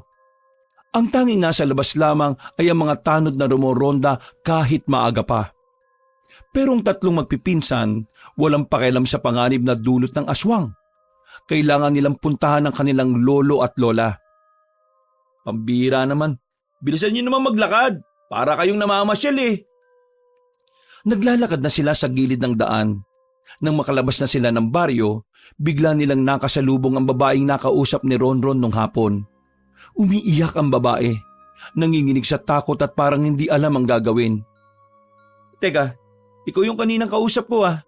Ano nangyari sa'yo? Bakit ka umiiyak? Hindi ko alam kung saan ang daan pabalik. Kanina pa ako palakad-lakad sa baryo niyo. Ang laki-laki. Ginabi na ako. Natatakot ako. Ang sabi nila may aswang daw dito sa inyo eh. Pinapatay daw ng aswang yung magagandang babae. Nagkatinginan na magpipinsan. Nakaramdam kagad sila ng pangamba para sa dalaga. Kaya naman umiral kagad ang kanilang pagiging maawain. Saan ka ba nakatira? Yatid ka na lang namin. Oo, yatid ka namin. Kung ayos lang naman sa'yo. Saan ba kayo pupunta? Pwede bang isama niyo na lang muna ako? Miss, hindi pwede. Mahalaga lakad namin. Natatakot ako umuwi sa amin eh. Sigurado mabubugbog ako ng tatay ko kasi hindi ko kasama sa pag-uwi yung panghihilot. Nakikiusap ako. Isama niyo na muna ako. Hindi ko kaya mag-isa rito. Hindi ko rin kaya magpakita kay Papa. Malilintikan ako ng malala. Nagmamakaawa ako sa inyo. Hindi ba natin to pagbibigyan? Kawawa naman to. Baka mamaya mapahamak yan dito. Nag-iisip ka ba? Hindi yan pwede dun. Alam mo namang hindi komportable si na lolo sa ibang tao. Miss, pasensya ka na talaga ha. Hindi talaga pwede eh. Parang awa niyo na. Ayoko mamatay rito. Sigurado mamamatay din ako kapag umuwi ako sa amin. Hindi niyo alam kung gaano kahayop ang ama ko. Pakiusap naman oh. Kapag namatayan, konsensya natin yan. May kaya tayong gawin pero hindi natin ginawa. Ano Francis, palagay mo? Sasabi tayo dyan, Diyos ko. Di bago natin siya pakilala kay Lola, sabihin natin may kasama tayo para makakilo si Lola ng normal. At wag na munang pag-usapan ng tungkol sa pagiging aswang niya. Kahit na saglit lang, nakikiusap ako sa inyo. Sige. Pero saglit na saglit lang ha. Seryoso ka ba ron? Sama na natin. Kapag napahamak pa yan, habang buhay nating dadalin yung konsensya. Diyos ko naman, bahala kayo sa buhay nyo. Wala nang nagawa pa si Francis. Isinama na nila sa paglalakad ang dalaga. Tahimik ang dalaga kaya naisipan ni Vanjo na tanungin ang pangalan nito. Parte na rin kasi yon ng mga galawan ng isang Vanjo na hayok sa babae. Miss? Ano nga palang pangalan mo? Pangalan ko? Tina. Tina ang pangalan ko. Ganda naman ang pangalan mo. Ako naman si Vanjo. Itong pinakagurang sa amin, si Ronron. Yung isa, yung bugnutin. Parang may dalaw palagi. Si Francis yun. Kulang sa buwan nung pinanganak kaya ganyang kainit ang ulo. Mga 3 buwan pa lang yan yata sinilang na Nakakatawa ka naman. Wala na sana silang problema sa babae noong mga sandaling yon. Pero habang naglalakad sila, bigla silang napatigil na may mabanggit ang dalaga sa kanila. Swerte ng lola nyo, no? May mga apo siyang kakaya ninyo. Sigurado matutuwa siya ngayon kapag dating natin doon. Ha? Paano mo nalaman na may lola kami? Di ba sinabi nyo kanina? Wala naman kaming binanggit na lola sa iyo Kami-kami lang nag-uusap nun. Paano mo narinig? Paano mo nalaman ng tungkol sa lola namin? Sino ka ba talaga? Dumistansya na sila ng bahagya sa babae. Nagkaroon na sila ng masamang kutob sa babaeng kasama nila. Sandali, kalma lang mga tol. Tingnan nyo kinakabahan na tuloy si Tina Huwag kang tanga-tanga, Banjo. Hindi ka ba nagdududa sa babaeng yan? Alam niyang may lola tayo. Alam niya rin na doon ang punta natin. Mag-isip ka nga. Sino ka? Magpakilala ka. Hindi ko alam ang sinasabi ninyo. Hinulaan ko lang naman na may lola kayo. Huwag mo kaming gawing tanga, no? Bigla na lamang naglabas ng kutsilyo ang binatang si Ronron. Itinutok niya yon sa dalaga. Pero mukhang hindi man lang nakaramdam ng takot ang babae. Sa halip, tumawa lang ito ng mahina. Mukhang hindi ko na talaga kayo magagamit para mahanap si Ana. Kaya sige, magpapakilala na ako. Ako nga si Cecilia, ang aswang na pumapaslang sa mga magagandang babae. Sinasabi ko na nga, Abi. Pasensya ka ngayon dahil hindi namin ituturo sa iyo kung nasaan ang lola namin. Nakaisip na ako ng paraan Bigla na lamang pumangit ang itsura ng dalaga. Wala na silang nagawa nang hatakin nito si Vanjo. Si Vanjo na noong mga sandaling yon ay hindi na alam ang gagawin. Takot na takot at parang maiihina sa kaba. Kapag hindi niyo ako dinala kay Ana, mamamatay ang lalaking ito. Nakwento naman siguro ng lola niyo kung ano ang kaya kong gawin, di ba? Lumabang ka nga ng patas. Hindi yung gumagamit ka pa ng taong tanga. Seryoso ka ba? Yan talaga sasabihin mo? Hindi namin sasabihin kung nasan si Lola, kahit na umiyak ka pa ng dugo. Isa ka pa! Kung ganon, magpaalam na kayo sa lalaking ito. Akmang may gagawin ng masama ang babaeng aswang na si Cecilia nang biglang may tumamang malaking bato sa mukha nito. Agad na dumugo ang ibabaw ng kilay nito. Dahilan para makakawala si Vanjo sa pagkakabihag. Nagtatakang 3 binata kung saan galing ang bato. Ilang sandali lang lumabas na lamang sa gilid ang isang matanda. May hawak itong katana. Nakasuot ng mahaba at kulay itim. Maangas ang lakad na parabang mga bidang naglalakad ng slow motion habang meron pang pausok. Namamangha silang 3. Pero mas lalo silang namangha nang malaman kung sino ang matandang lalaki na yon. Ma'am Pedro? Mabilag kayo. Ako na lang bahala sa babae kita. Sigurado po kayo na kaya niyo ang aswang na yan? Ang sabi ni Lola, malakas daw ang babaeng yan Wala akong pakialam kung malakas siya. O ito, hawakan mo nga muna itong insensya. Hanip, may pausok pa na insenso. Para saan to? Masakit yan sa ilong para sa mga aswang na gaya niya. Kakaibang aswang na yan. Hindi siya gaya ng ibang aswang na hindi pwedeng gumala kapag hindi gabi. Siya, kaya niyang makapambiktima kahit tirik ang araw. Kaya naman, hindi na natin sasayangin ang pagkakataong ito. Papaslangin na natin siya. Agad na bumuelo matandang lalaki. Inatake nito si Cecilia gamit niya ang mahabang katana. Noong mga sandaling yon, walang magawa ang babaeng aswang sa pinapakitang kagalingan. Namamangha sila Ronron. Hindi nila inasahan na may ganong klase ng kakayahan ang matandang inakala lang nila na pangkaraniwang matanda lang. Maya-maya pa, nakipagsabayan na rin kay Ma'am Pedro si Cecilia. Mabilis ang babae, pero parang hindi naman ito seryoso sa nangyayari. Patawa-tawa lamang ito, at ang bawat atake ay tila nilalaro lamang. Hindi ko inakala na may kakayahan din pala kayong lumaban. Akala ko, walang kwentang albularyo ka lang. Huwag ka na maraming satsat. Sige, lumaba ka sa akin ng maayos. Gusto ko ipakita mo sa akin ang lahat ng kaya mong gawin. Huwag ka magmadali, tanda. Darating din tayo dyan. Pero hindi na muna ngayon. Masyado pang maaga. Kailangan ko muna mag-relax. Hindi pa ngayon ang tamang panahon. Ay bakit? Katatakot ka bang baka mapatay kita? Paalam na muna sa ngayon. Maghaharap pa tayo ulit sa susunod. Tumalon na ang babae paakyat sa puno at saka umalis. Lumapit naman sa kanila ang matandang si Pedro. Itsura pa lamang nito, makikita na ang tapang nito. Mang Pedro, ano po ba talaga kayo? Bakit ang galing-galing nyo naman lumaban sa aswang? Total, nakita nyo na rin naman. Aaminin ko na. Isa akong albularyo. Pero sikreto lang ito. Walang gaanong nakakaalam. Dito sa atin, kayo lang at ang aswang na yon ang nakakaalam. Bakit? Bawal bang sabihin? Kasi kapag lantaran ng pagkakakilanlan ng isang albularyo, mainit sila sa mga mata ng mga aswang. Kagaya na lamang ngayon. Alam niya kung sino ako, kaya alam niya kung sino dapat ang papaslangin niya muna. Nagkataon lang na hindi naman ako basta-bastang albularyo lang. Dahil doon pa man, pumapatay na talaga ako ng aswang. May tuturing rin akong isang manunugis. Napatingin si Francis. Nagkakasinyasan sila ni Ronron. Nababahala sila para sa kaligtasan ng kanilang lola dahil ang iniisip nila sa oras na malaman ni Ma'am Pedro na aswang ang kanilang lola, baka mapahamak yun kay Ma'am Pedro. Huwag kayo mag-alala. Alam ko ang tungkol sa lola ninyo. Wala akong balak na saktan siya. Kilala ko si Ana. Alam kong hindi naman siya masamang aswang. Isa lang din siyang biktima. Kailan nyo nalaman ang tungkol doon? Nitong nakaraan lang, napapansin ko si paring Rodman na laging umaalis ng bahay. Kaya sinundan ko siya.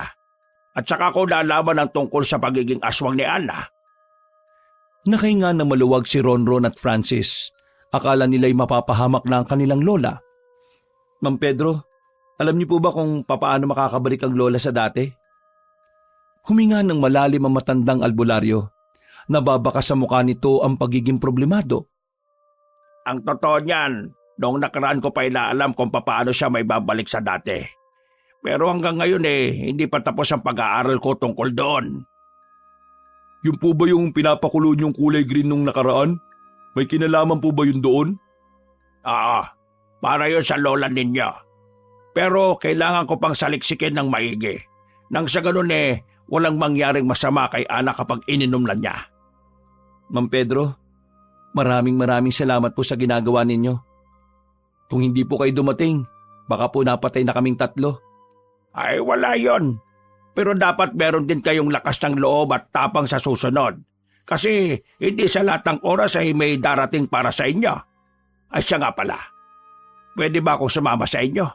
Gusto ko makausap ang lolo at lola ninyo tungkol sa mga nangyayari rito. Kailangan ko ang mga nalalaman ni Ana para mas madaling matalo natin ang aswang na yon. Pumayag naman na magpipinsan. Hindi naman din kasi ibang tao sa kanila si Ma'am Pedro. Kaya naman magkakasama na silang naglakad patungo sa kinaroroonan ng kanilang lola. Noong mga sandaling yon ay magaan na ang kanilang pakiramdam. Kampante naman silang hindi nababalik ang babaeng aswang na si Cecilia. Ilang sandali lang ay nakarating na rin sila sa bahay ni Aling Ana. Nagulat pa nga ang mag-asawa na makitang kasama ng kanilang mga apo ang matandang si Pedro. Ngumiti si Pedro, bagay na nagpagaan ng kalooban ni Mang Rodman at ni Aling Ana. Alam ko na ang tungkol dito, Ana, Rodman. Huwag kayo mag-alala. Hindi ko balak saktan si Ana. Tutulungan ko kayo laban sa aswang na gumawa nito sa iyo, Ana. At sa aswang na patuloy na nang bibiktima ng kababaihan. Teka, paring Pedro, bakit ka nakaganyan? Lingid sa kaalaman natin na si Mang Pedro pala isang albularyo. Sikreto lang daw kaya mula noon wala talaga tayong ideya. Noon pa napapansin ko ng parang marami kang ginagawang walang kinalaman sa pagsasaka. Kaya hindi na ako magugulat kung ito nga ang nililihim mo sa amin.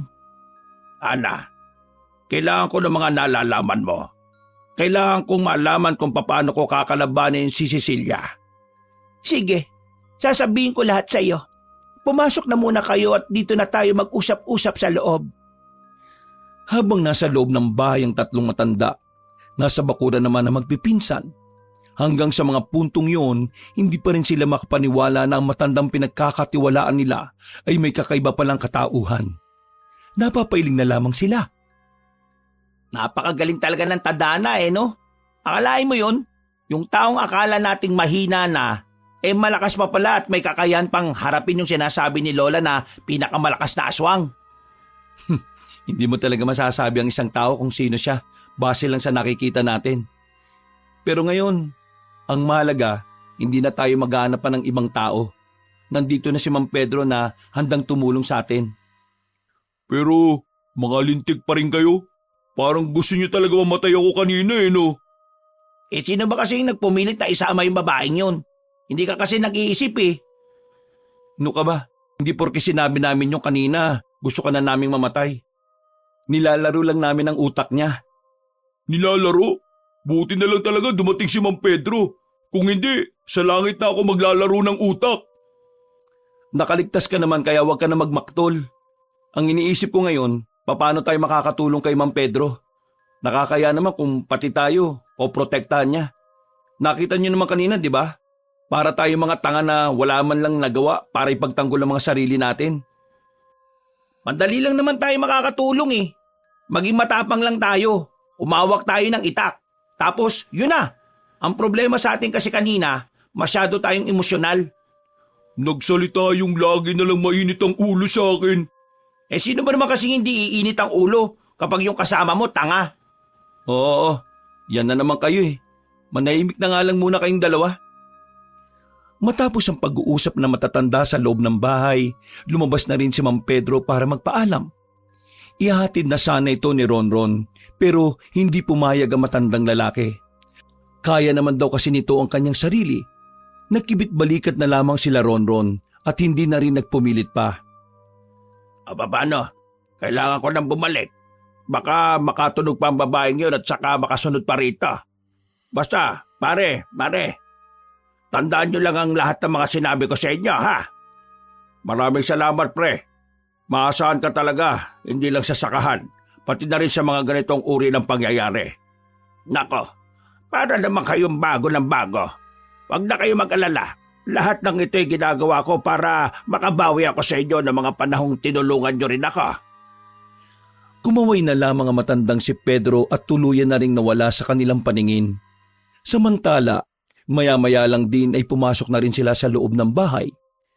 Matapos may kwento ng tatlong binata ang mga nangyari, hindi na sila pinayagan pang umuwi.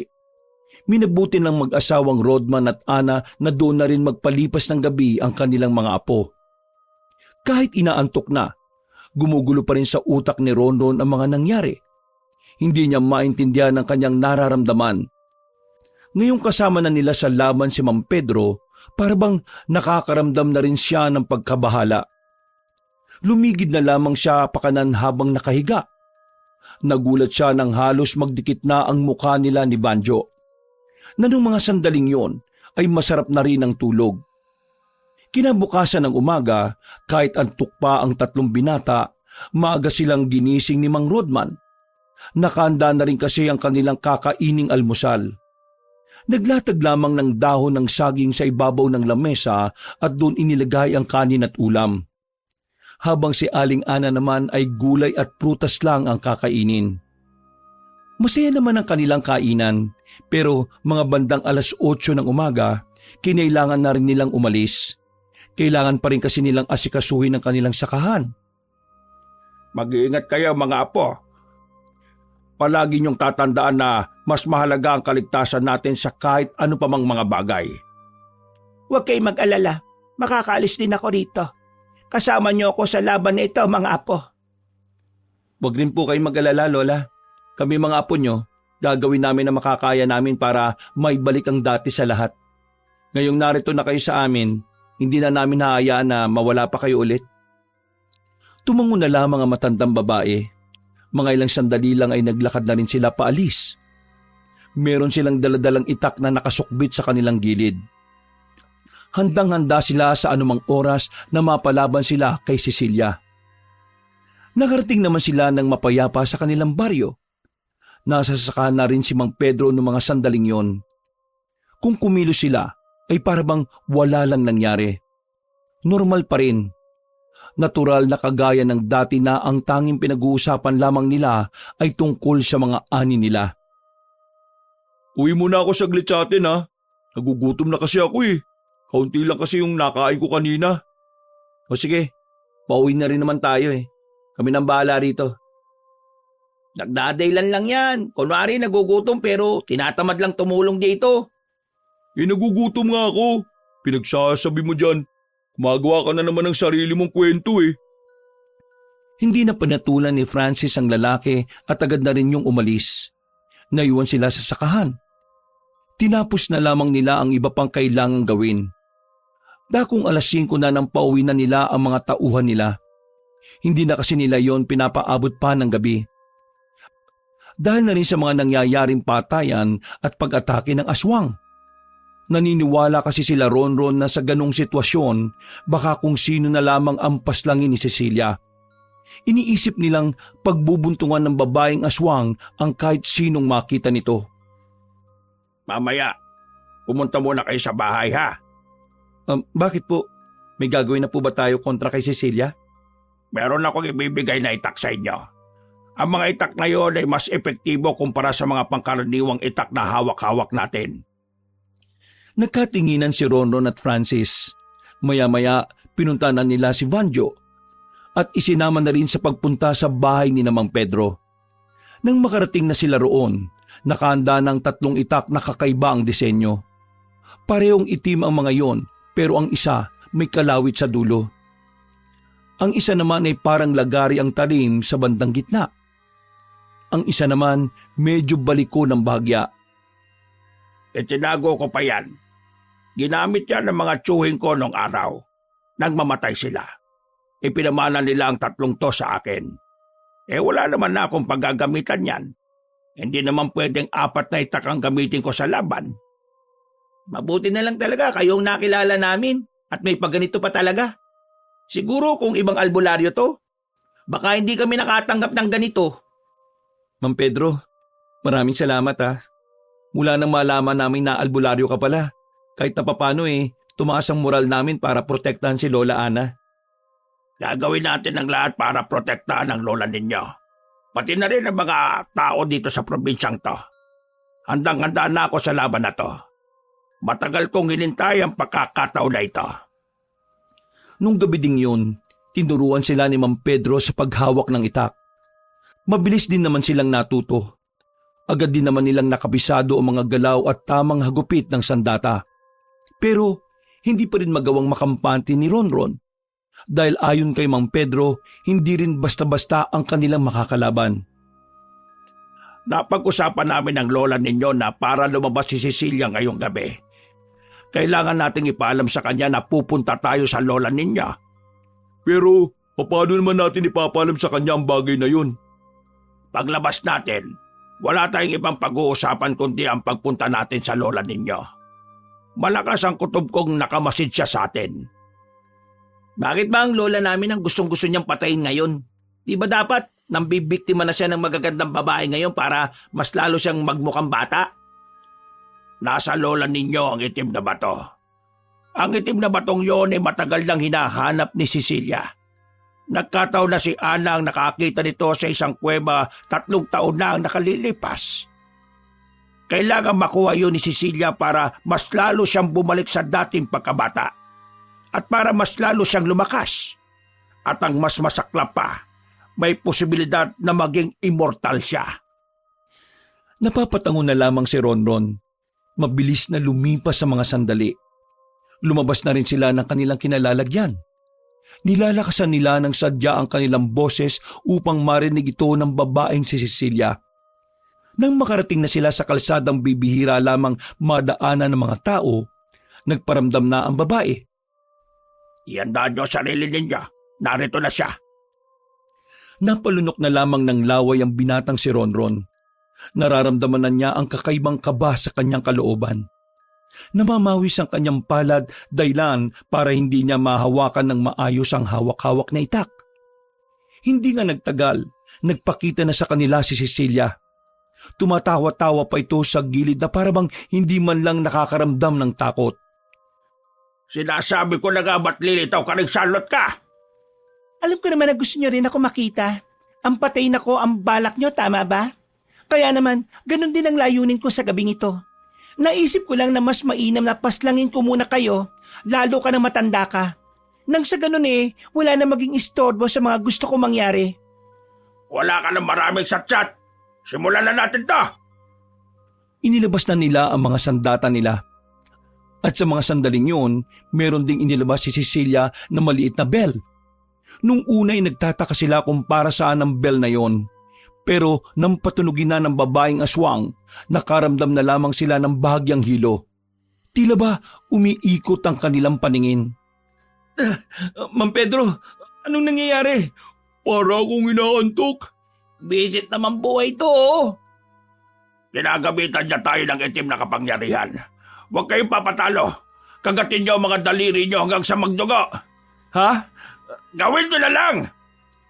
Sinunod nila ang sinabi ng matandang lalaki. Nang maramdaman na nila ang kirot sa pagkagat nila, unti-unting nawala ang antok at hilo, pero hindi nila inakala ang sunod na ginawa ng babaeng aswang. Bigla na lamang nitong kinalmot si Mang Pedro sa dibdib. Dahilan sa ginawa ni Cecilia ay napadistansya si Mang Pedro. Tumagas agad ang dugo. Iba yung pag-iingat. Kakaiba ang isang ito. Masyado mo kong minaliit nung una nating pag-aarap. Pagsisisihan mong inisip mong mas malakas ka sa akin. Tumakbo ng mabilis si Cecilia. Buti na lang ay nakapag-isip agad ng tama si Ronron. Sinalubong niya ang babae ng taga. Dahil dito, hindi ito nakalapit sa matandang albularyo. Maraming salamat. Francis, Banjo, ano pang tinitingin-tingin niyo dyan? Kilos na! Huminga ng malalim ang dalawa niyang pinsan. Ilang sandali lang, sabay na lumusob ang tatlong binata. Sunod-sunod nilang pinagtatataga ang babae, pero nilalaro-laro lang ni Cecilia ang bawat pag-atake nila. Hanggang sa... Banjo! Tinamaan ni Cecilia si Banjo sa tagiliran. Buti na lamang ay hindi naman kritikal. Pero sapat na yon para mapaupo ang binata at dumaing ng sakit. Aray! Abdi! Sobrang abdi! Napakalampa mo talaga. Ang laki-laki mong tao Inalalayan nila si Banjo. Itinabi na muna nila ito sa gilid. Kami na munang bahala sa babaeng to. Magpahinga ka muna dyan. Hinarap nilang tatlo ang babaeng aswang. Inis na rin si Mang Pedro noon. Kaya inilabas na rin ito ang kanyang anting-anting. Nang makita yun ni Cecilia, tila nagbago ang reaksyon ng mukha nito. Masyado ka na makulit. Ngayon, gagamitan na kita ng anting-anting.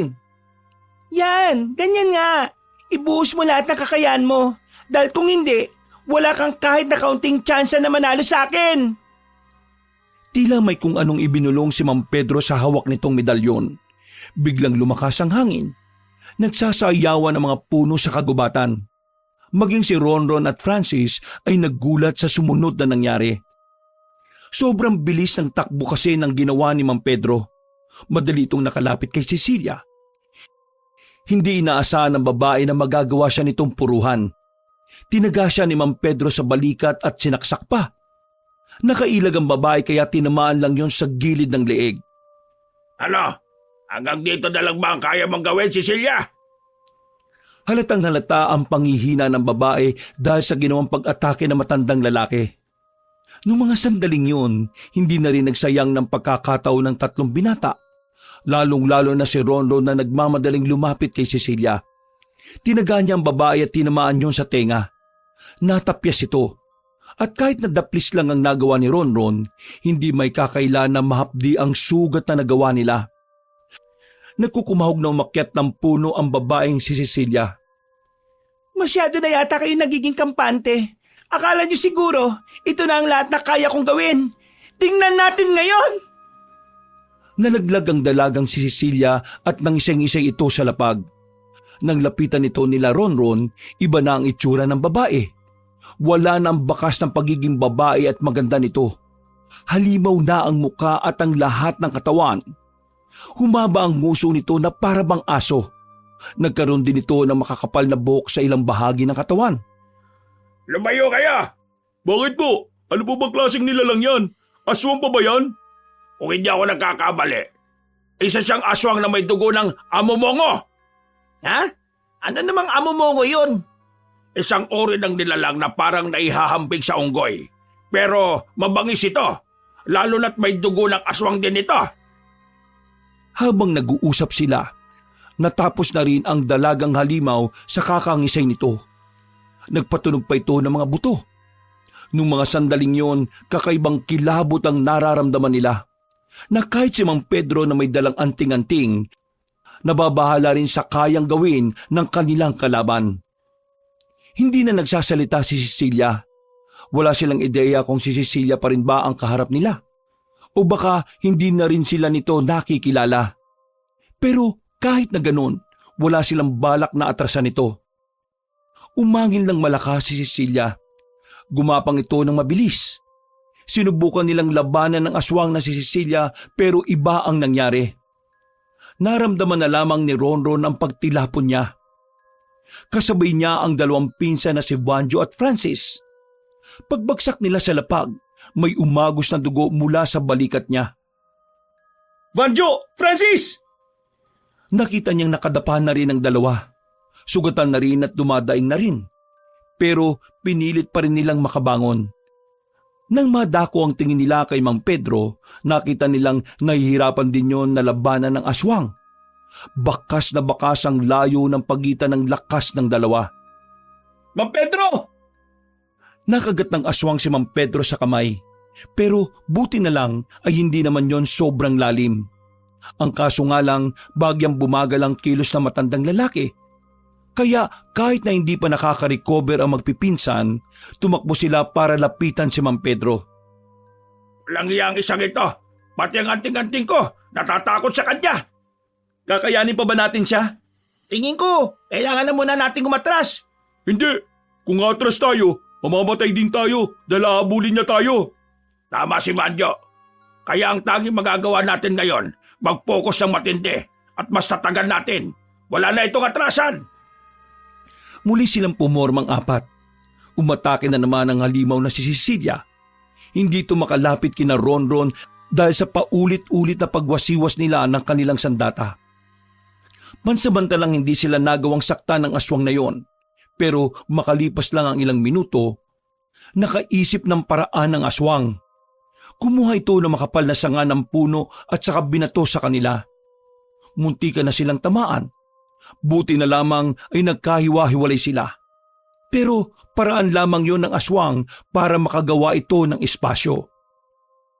Inatake nito ang matandang si Mang Pedro. Tumilapon din ang albularyo at sugatan na rin ang katawan nito. Pero patuloy pa rin itong bumabangon. Si Mang Pedro lang ang priority niyang patayin. Ano gagawin natin? Sasamantalayin natin ang pagkakataon na hindi niya tayo masyadong intindihin. Iandaan niyo mga sarili ninyo. Kukuha lang tayo ng tamang tiyempo. Gagamitin na natin tong dala nating palaso. Gumilid ang magpipinsan. Hinayaan lamang nilang maglaban si Mang Pedro at Cecilia. Inasinta nila ng maigi ang halimaw. Mga ilang sandali lamang, binitiwan na rin nila ang palaso. Pinukol nila yon patungo sa aswang. At lahat ng kanilang palaso tumama doon. Isa sa dibdib, isa sa balakang at isa naman sa ulo. Buong akala na magpipinsan ay matatapos na doon ang kanilang laban. Pero dahil sa kanilang ginawa, ay lalo lang naggalit ang aswang na si Cecilia. Nilusob silang tatlo, pero hinarang ito ni Mang Pedro. Si Mang Pedro ang napagbuntunan nito. Kinalmot-kalmot nito ang matanda. Agad namang rumispondi sila Ronron at dahil dito sila naman ang nagalusan. Kalmot, sipa at suntok ang kanilang natanggap. Hinang-hina na silang tatlo. Si Mang Pedro na lamang ang nanatiling nakatayo at pinipilit makatindig. Pero kitang-kita sa estado nito na hindi na rin ito tatagal sa laban. Kung sino-sinong santo na ang tinawag ni Ronron sa mga sandaling ito. Humihiling siya na sana magkaroon ng isang malaking himala. Ronron, kaya niyo pa bang tumayo? Oo, kakayanin pa namin lumaban.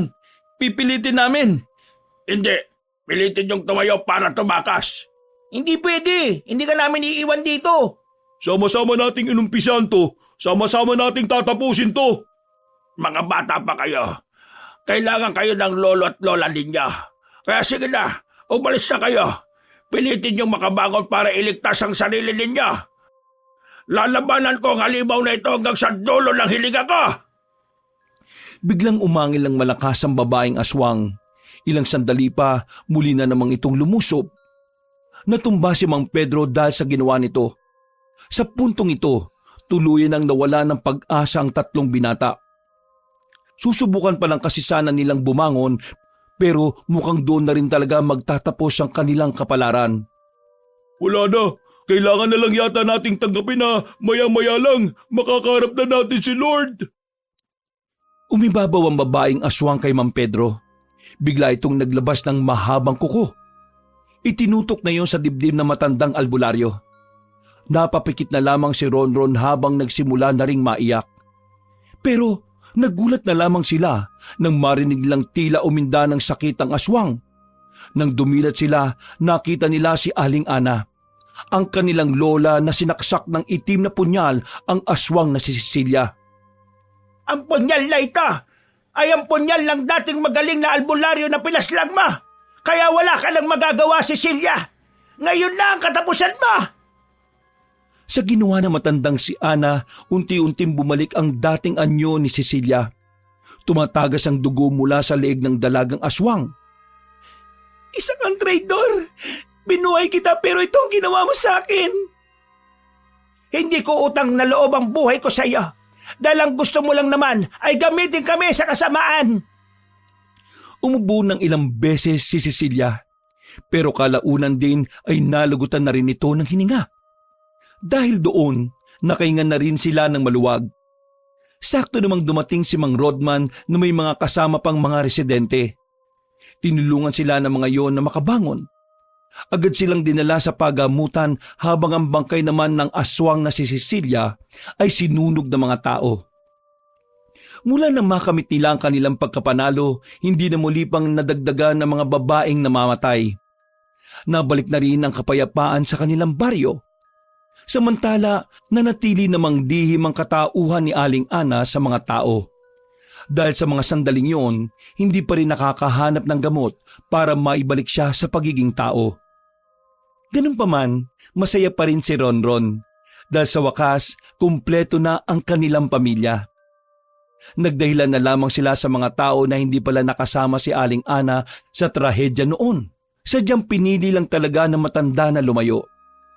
Sa paglipas ng mga taon, patuloy pa rin naghahanap si Mang Pedro ng gamot para kay Aling Ana.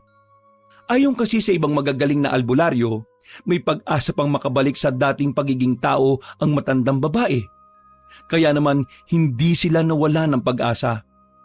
Habang hinihintay nila ang tamang pagkakataon para kay Aling Ana, sinusulit naman nila ang mga araw na kasama nila ito.